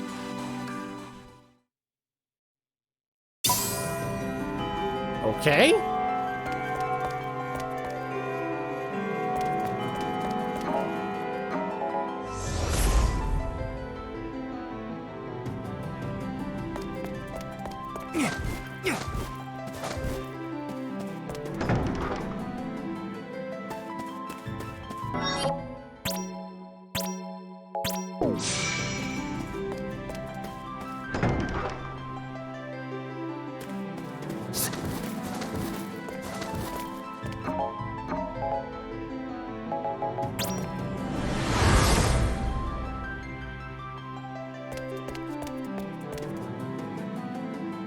So...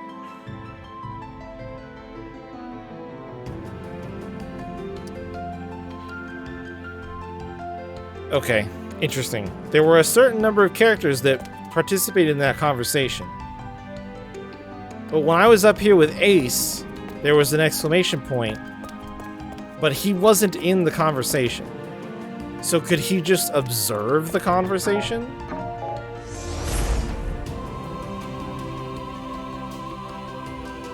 So some are sensitive about which character you have selected and others aren't?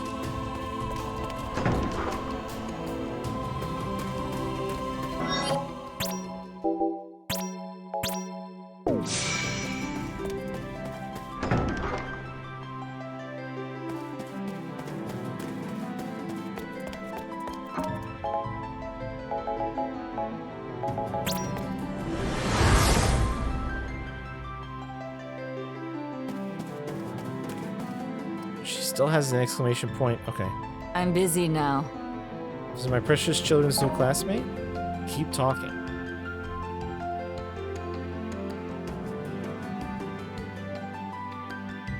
Yeah? My darlings didn't make fools of themselves in the face of the crystal jammer like you two did. Why were they unaffected? Well, that's absolutely none of your business. All you need to worry about is making sure you don't hold them back with your mediocrity. In other words, they're special and you want. Get the picture, darling? Good, that's all.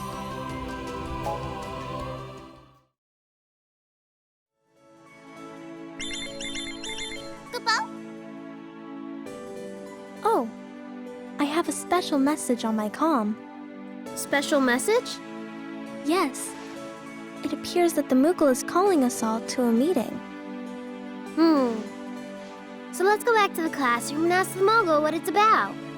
Yes. And, what's a comm again? Oh, it was the name of the communicator that was issued to us. Crystal-Oriented Messaging Medium is what the letters in comm stand for, or so I'm told.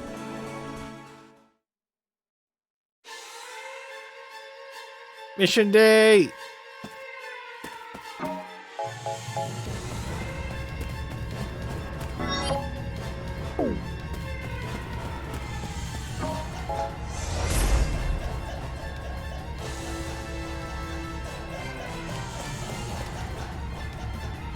Oh. All the kids clear out and everybody's running places? I see. Oh, the prelude's gone.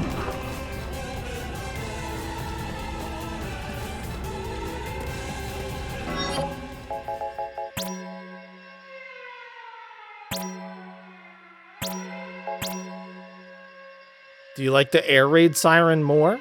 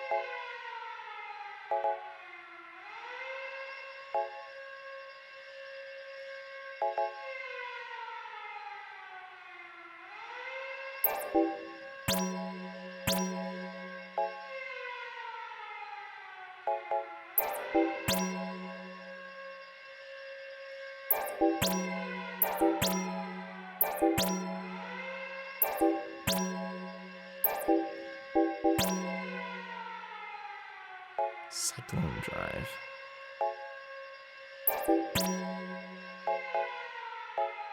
Huh. Alright.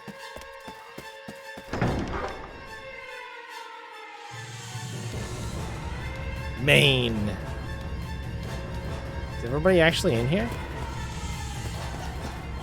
This isn't the time to chat. Don't forget to train. Feeling good? Huh? What is it?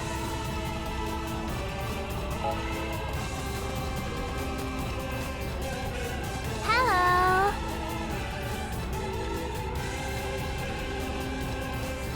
Wanna play?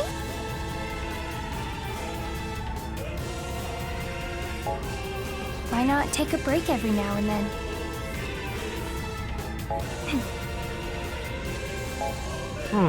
How may I enlighten you? I'm busy. Please make it quick. Interesting. Hey. What's up?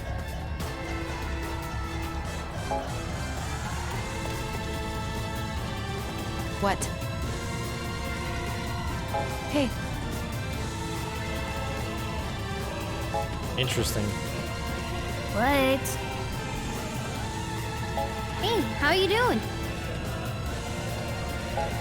We can do it. What is it? What's the matter? Can I help you? What do you want? What's up?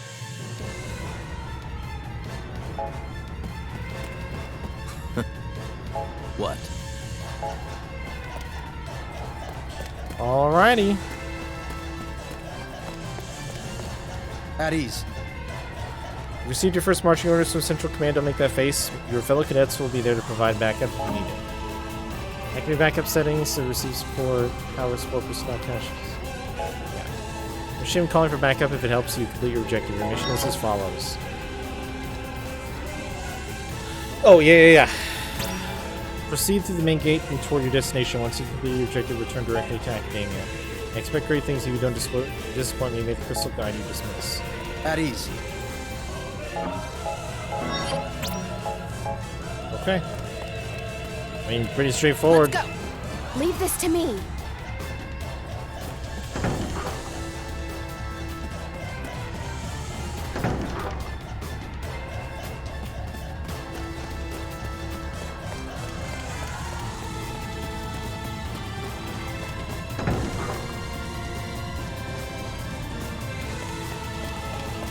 I'm rooting for you.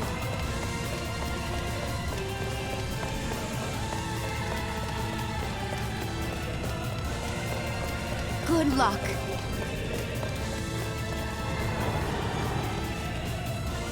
So how does this work now? Oh.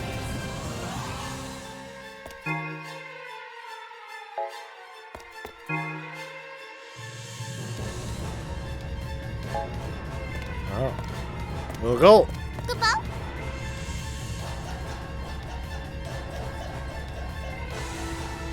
Kupo?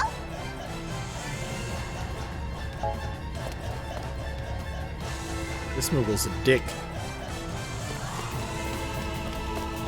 I'm rooting for you.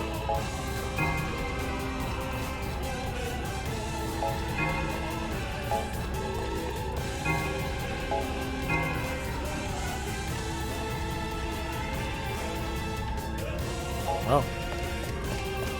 Good luck.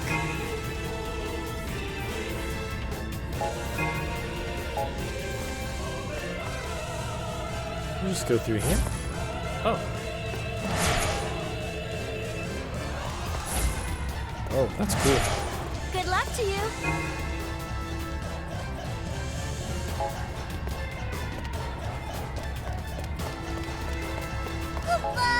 Oh, god damn it. Skip that. On accident. Suddenly.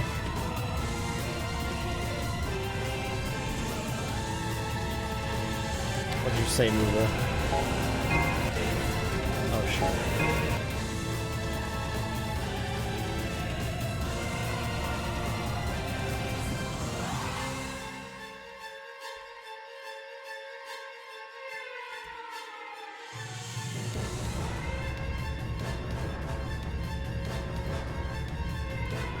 Boy, I've advanced right past that.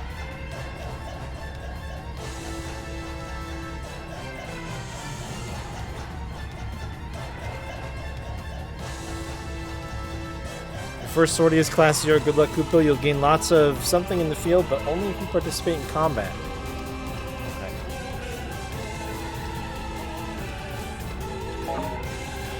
Cadets who participate in combat will receive experience points and level up. Those who remain in the reserves throughout a mission will not earn experience. Some cadets perform better than others depending on the circumstances. Training cadets evenly.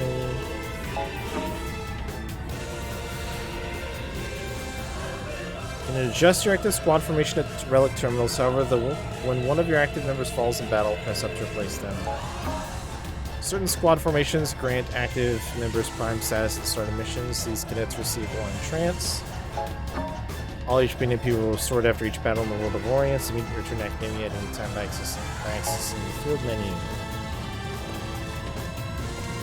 So do I still don't get to actually decide who's going on the mission yet. What tokens do you have? You have 3 regular, 2 bronze, and 2 silver.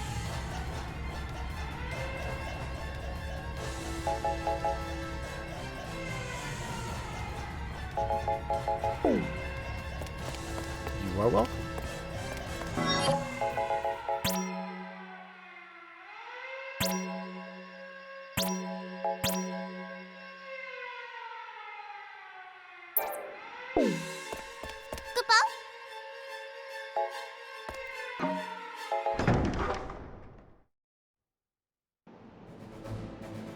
Oh. Oh shit, there's a world map.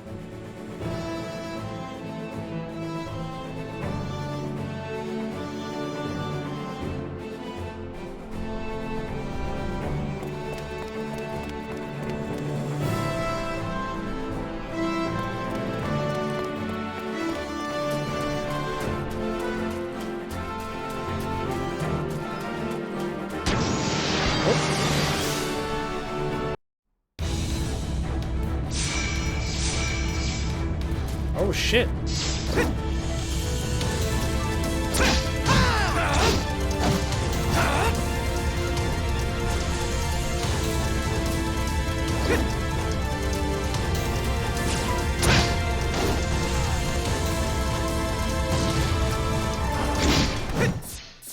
There's random encounters.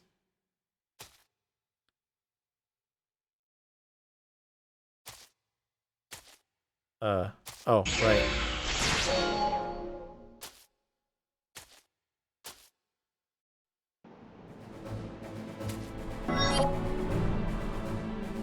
Holy shit.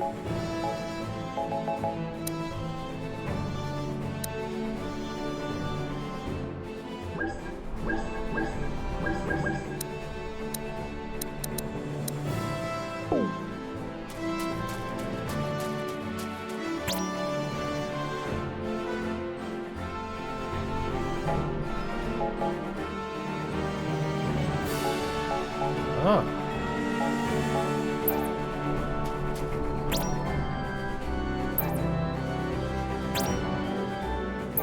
That's what the touchpad is doing right now, which is not what I expected. I also don't understand what...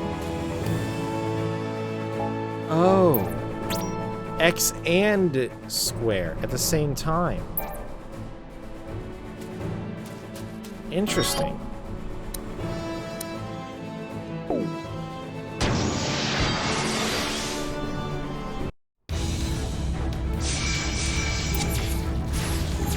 It's your turn! I got this. Monsters.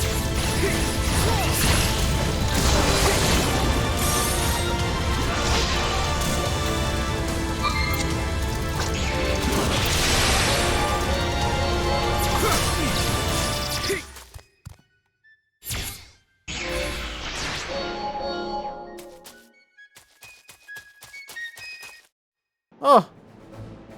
Huh.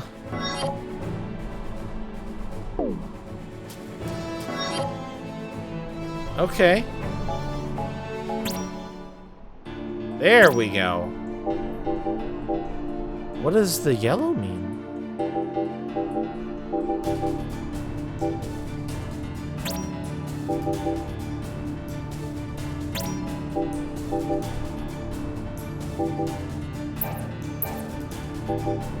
Okay.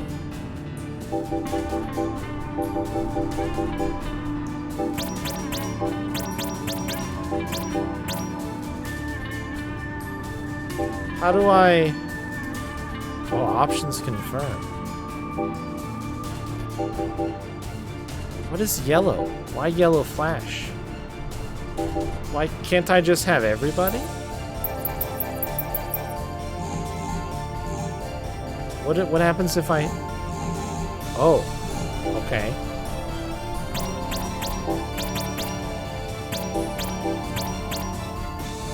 Oh. Standby.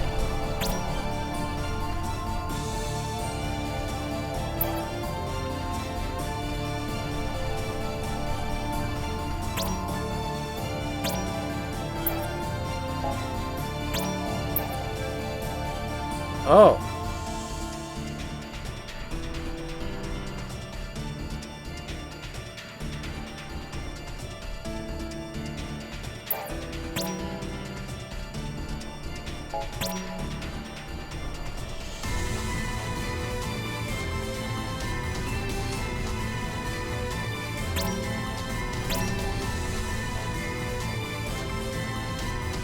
Oh.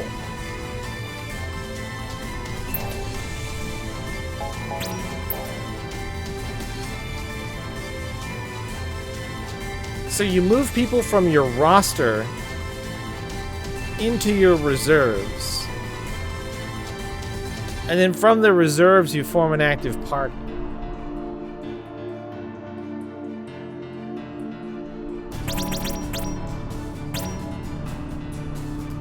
Yeah, I noticed that as well.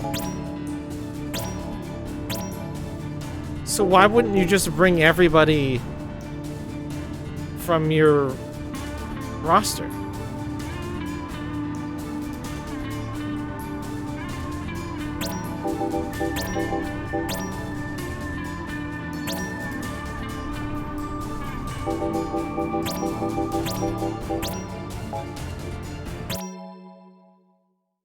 Accept to receive backup from cadets and other comrades from academia. Yeah. Okay. Select abort mission from the field menu to abort the campaign. Use all items. Phantom. Okay. Class 0. Commencing maneuvers. Wait! Damn! Okay. You're mine! To the left! Attack! Take steady aim! Go, go, go, go!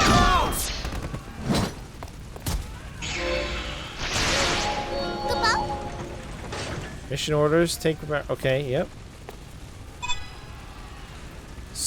Endurance test. Survive for 2 minutes. Holy shit.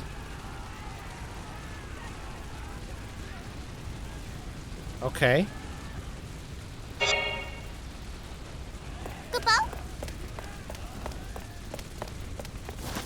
All right, I'm here.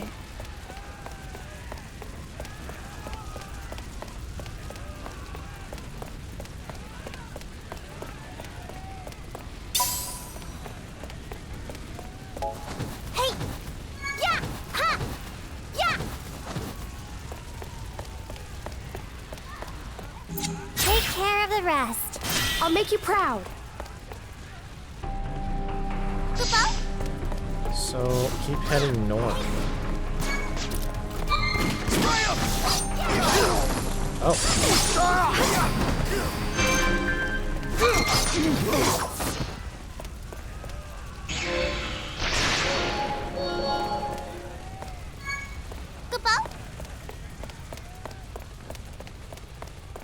Launching support.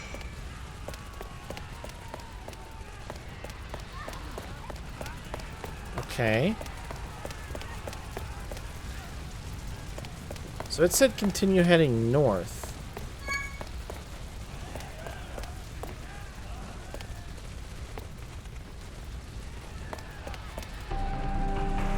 A demon! I want them dead!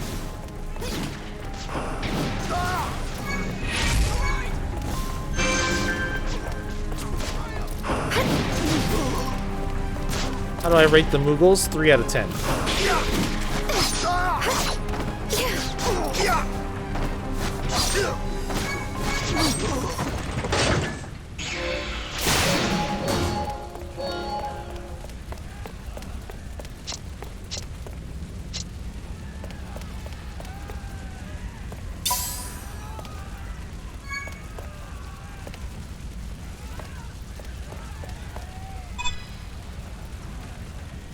Evasion drill.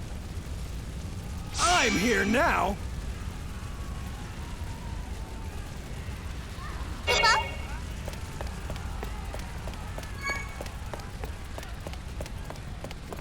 Avoid taking damage. Finish them off! Show the Reds the savagery of war! Fire rifle hurts a lot.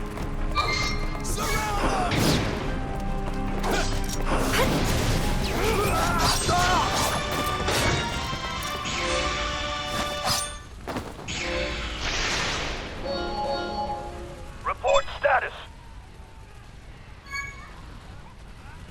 There's no response from anywhere. I truly don't understand Damn, what's going on? the purpose of the... There's a lot of shit that's just happening in this game that I don't get.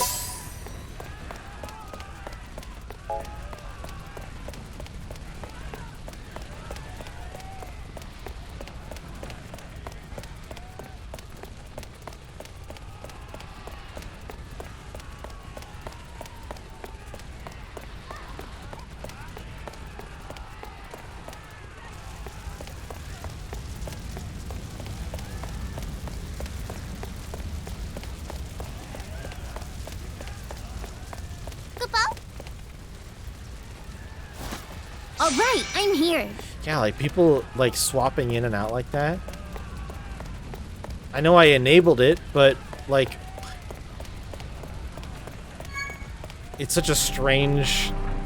Kupo? Kupo? Circle around Keep it up!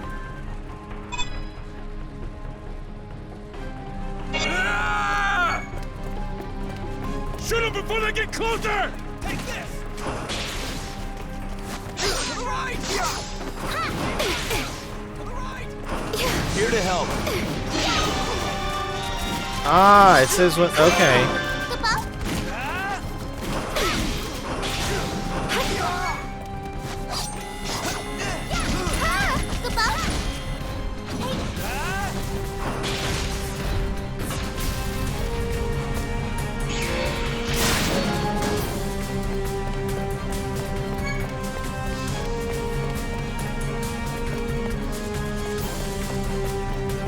Yeah, but and even this is like, okay, so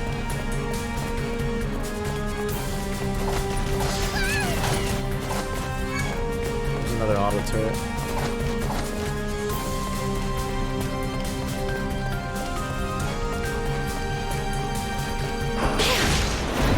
My turn!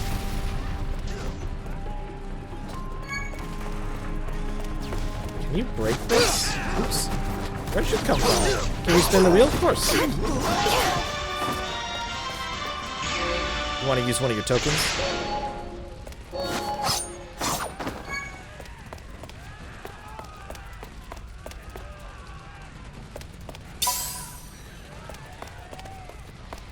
Alright. Let's do it. I'm here to help. Here's the wheel. Oh, you know what? I see. I actually need to pause. There's the wheel. And I'm just going to mark one of your tokens used.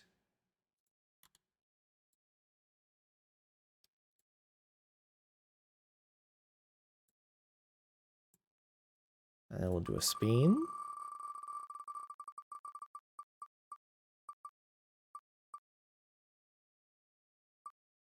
Okay. Gift sub raffle. I'll go ahead and open that up right now.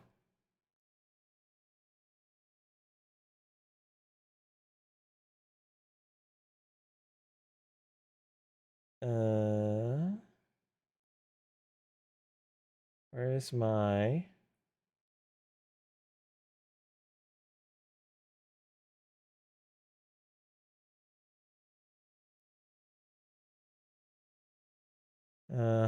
Where's my thingy? Oh, there it is. Giveaway.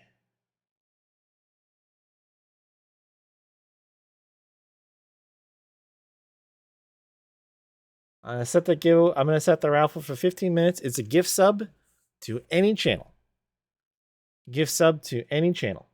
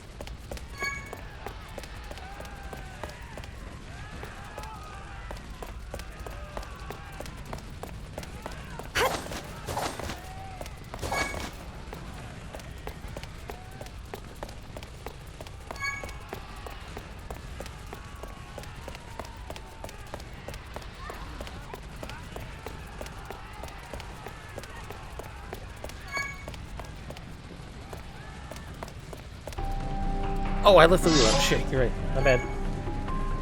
My bad.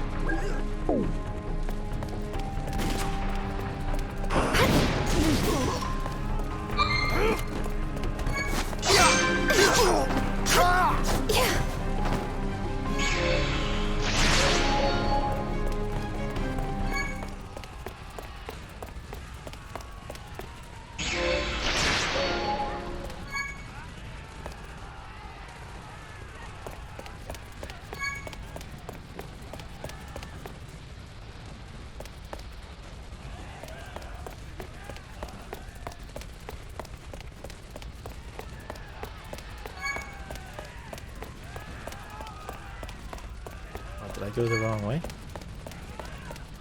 Oh, there was an exit over here. Silly me.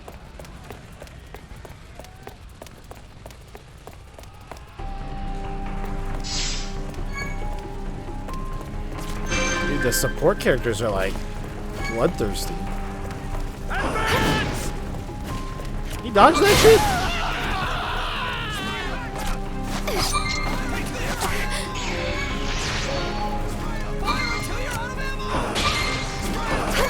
Keep hitting the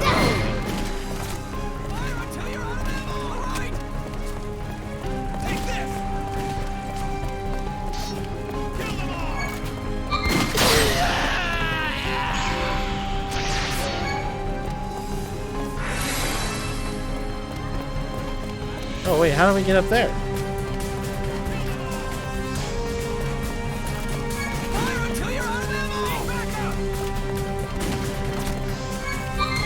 I don't think I have a long enough range. My spell isn't hitting.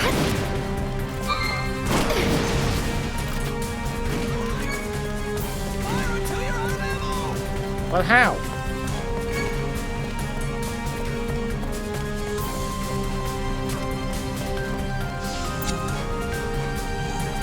I can't switch characters.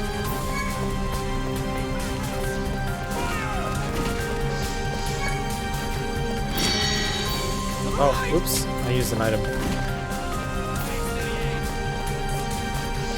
Can I get you guys to come over here? Maybe I could hit you from here.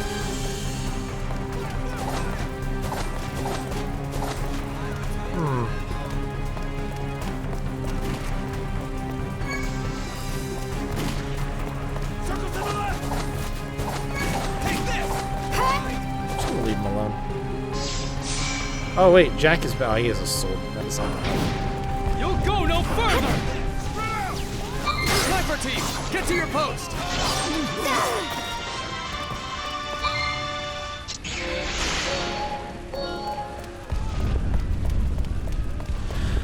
Yeah, it's weird that some of the enemies are just like unreachable.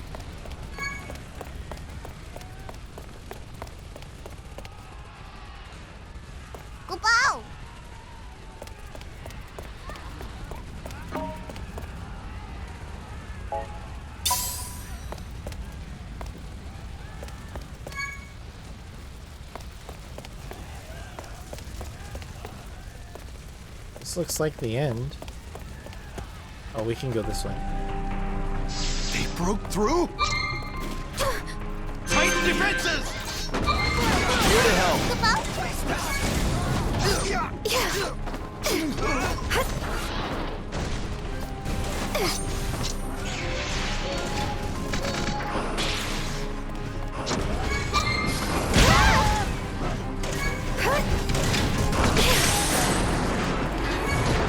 Lightning OP.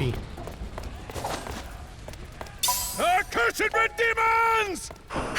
Die, you demons!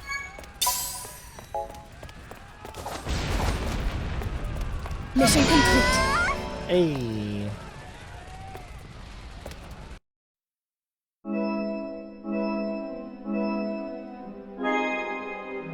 D on Phantoma, huh? Interesting. Oh. Orderly shop news, remedy now available. Tactical vest.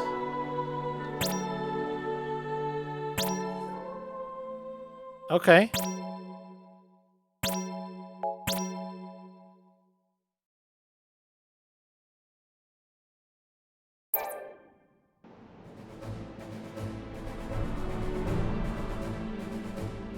Okay.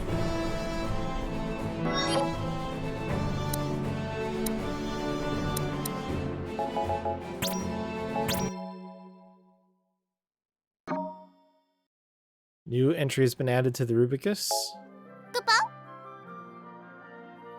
12 hours until the next mission. Classroom 0 to fascinating lectures. I think you should be just fine on the upcoming level 13 mission. Info. Never heard of the cave northeast of Academia? Of course you haven't, newbie. That place is crawling with corals, though, so take some catnip along with you. What? Okay. The area surrounding Academia is still under Imperial occupation. All unauthorized personnel is strictly... Okay. Okay. Hmm.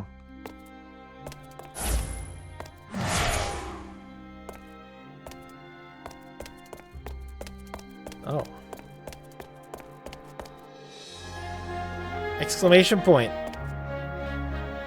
Yeah, catnip for the crows. It's brilliant. Brilliant plan.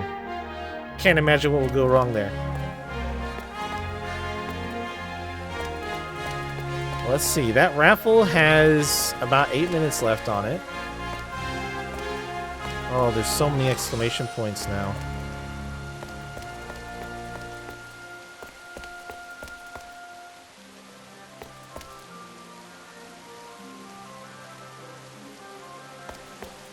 Okay.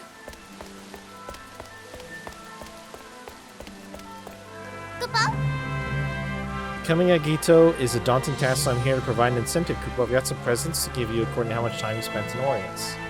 First class didn't get to be the top class in Academia without putting in plenty of effort. And I say hard work should be rewarded, so be sure to do your best.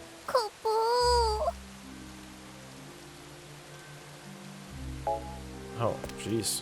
That guy's rude. That Moogle's rude. He said I suck. He's not wrong. But that doesn't make him not rude.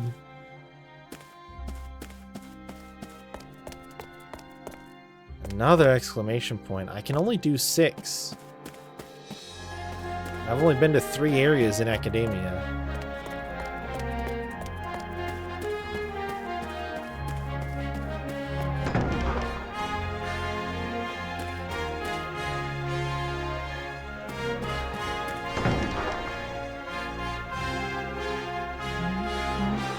There's another one.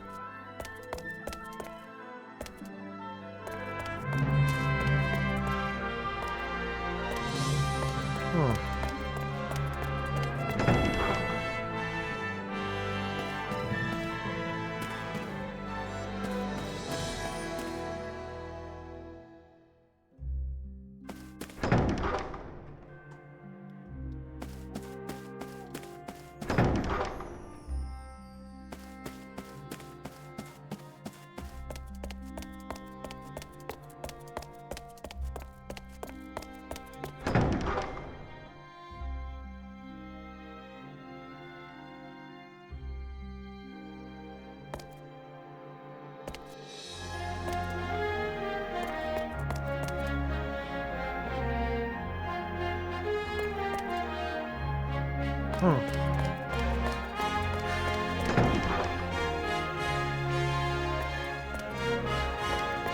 guess the prelude isn't the town music. The prelude is hurry up and do a mission music. Because the prelude is gone now.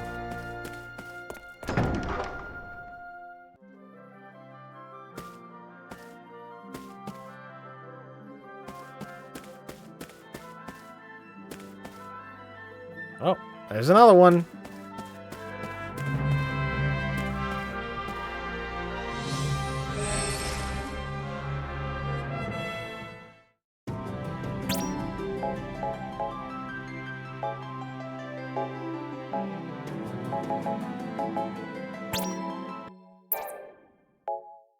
Skip. Is it new? Big brother. Let's skip it.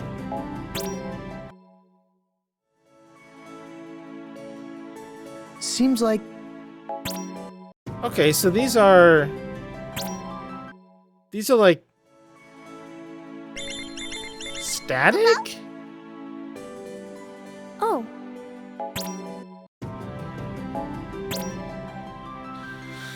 Having lost the majority of its army in the Imperial invasion, the Dominion hurried to rebuild its military, but the Empire is unrelenting, uncertain of the outcome. But left with no other choice, Dominion Central Command devised a strategy to employ the newly conscripted cadets in the liberation of McTeague, a town on the outskirts of Academia. It was an ambitious undertaking with 3 objectives: secure a base for offensive operations, test the cadets' skills in the field, and gauge the Empire's reaction. Thankfully, the operation was an astounding success, assuaging all the Dominion's fears. This victory proved the cadets could indeed provide invaluable military support. Although the Agito cadets were not officially affiliated with Rubrum's military, they were required to participate in routine combat training to hone their abilities. Several cadets also gained real in-the-field experience through participation in remote small-scale operations. Now, however, for the first time in Academia's history, the cadets were to officially join the ranks of the Dominion legions, and the Commandant was at a loss regarding how to best utilize his new assets. Dominion Central Command ultimately decided that, due to the cadets' limited numbers, each unit would consist of 10 to 20 cadets attached to an infantry regiment. Each team would receive an additional support unit, thus forming an independent composite brigade. Unfortunately, Central Command had yet to establish a chain of command, and Legion officials were baffled when it came to directing these small yet powerful squads. Eventually, the administration assigned Academia instructors as the cadets' commanding officers, and the cadets would report to their respective COs to receive mission orders. The military came to think of the cadet units as powerful, highly mobile squads capable of routing any army and toppling even the most formidable of foes, a view which remains prevalent to this day. The system of cadet CO communication also lasted throughout the war, and it became common practice for cadets to receive all orders from their commanding officers.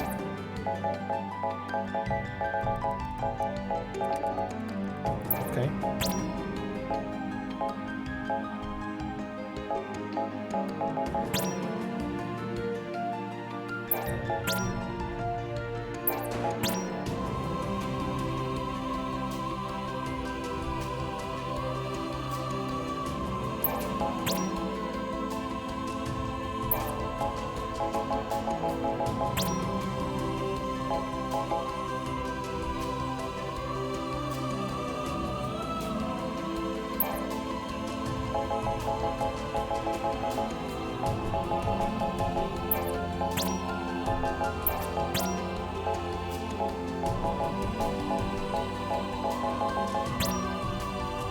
I didn't even see when I fought these. Known to Concordians as the Pricklepede, the Hundlegs boasts one of the highest reproduction rates of all the creatures in Orients. This wiggly weakling does not pose much of a threat on its own, but when multiple Hundlegs gather, they will circle around the target and strike in turn. Even this, however, is not dangerous per se, simply annoying. This blue blob absorbs all water-based attacks, but conducts electricity easier than other members of the Flan family, making it quite vulnerable to lightning spells. Otherwise, it shares a number of physical and psychological similarities with its custard-like counterparts.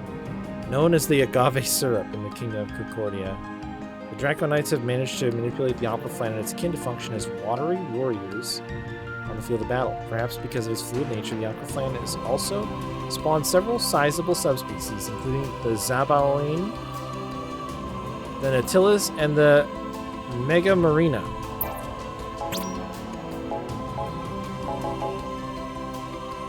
Petrifies. Why does everything have a different name in Concordia?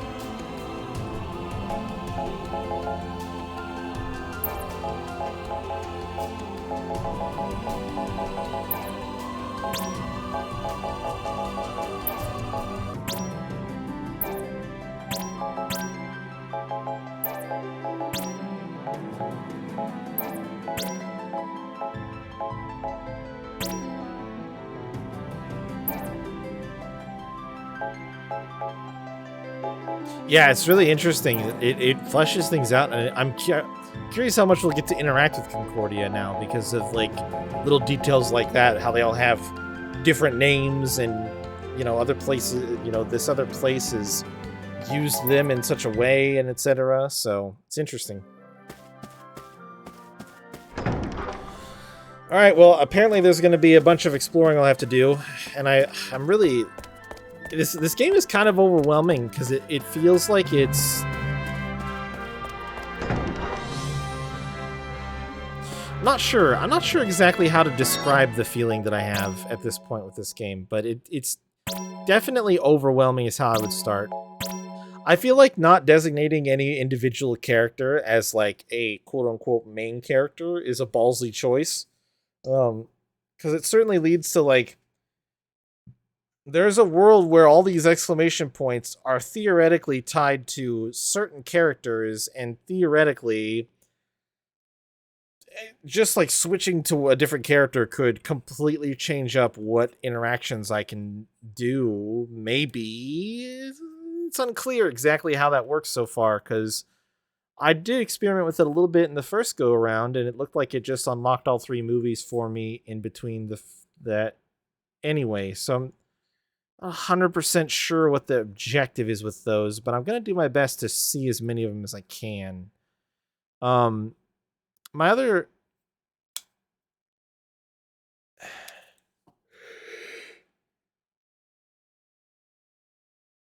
I guess I'll leave it at that for now.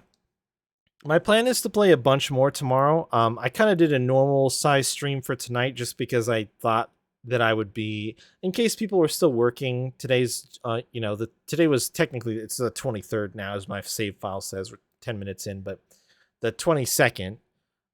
It's, you know, if you didn't have time off yet or couldn't take time off or whatever, I could see still having a normal work day. I didn't, but part of that is just because I did not do a good job using vacation throughout the year, so I have a ton left. So I've got a bunch of time off. And I'll be playing a lot during the day and into the evening like normal. So tomorrow I'm planning on starting a little bit earlier. I didn't start early today partially because I was getting some stuff ready and etc. So I will do the coin flip for the raffle between Loot and Leo. Good luck to both of you. Oh, Slimmy, did Slimmy actually type slash? Okay, so it didn't clear him out. Hold on a second. How did you get in here, Slimmy? Can I do pick winner again? There we go. Leo, I think technically you won with a oh, I needed to hit reset, didn't I? That's what it was. All right, well, my bad. But Leo, gift sub from me to you. Have to use it before Koopamas is over or it expires. That should give you plenty of time. Choose wisely.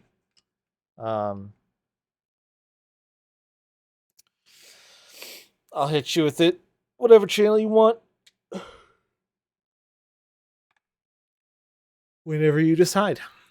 So, I think that's it for today. I'm going to shut it down. Certainly an interesting start to this game. I'll be curious to see how things progress. It seemed kind of... It's a lot to keep track of right out the gate. And it's maybe a lot of it seems more important than it necessarily is. So, and I honestly, the camera makes me like a little nauseous. I'm surprised they didn't pull the camera back just a little bit with the port.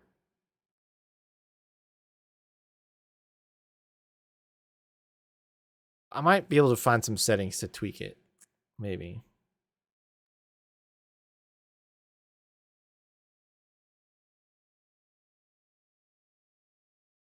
There was an awful motion blur.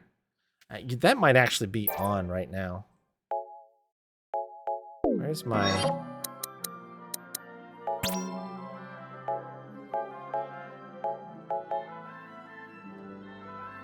You wanna give sub to here? Okay.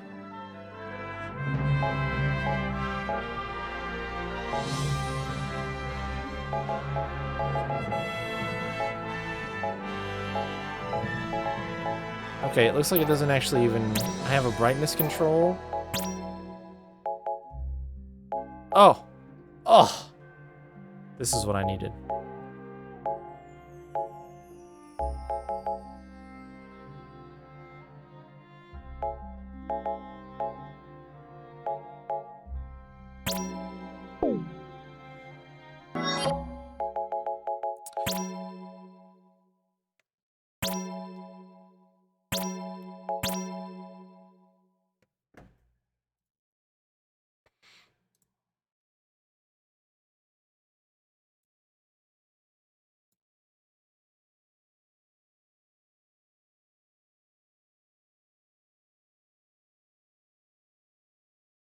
Ta-da!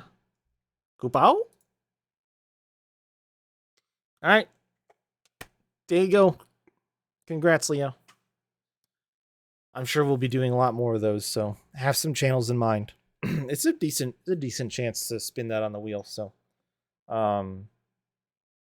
Okay, well. Thanks, everybody. I'll be back more tomorrow, but like I said, I'll probably be live for a lot longer tomorrow. I just didn't quite get to starting it up, and also I thought, well, I think for this first day, we'll do sort of a normal time. I went late, but relatively regular amount of time. Tomorrow, we're going to play a bunch more of Final Fantasy Type-0 HD. Thanks for hanging out and watching, guys. I hope that you enjoyed. Have a good rest of your day or night, or whatever time it might be for you, and I will see you guys later.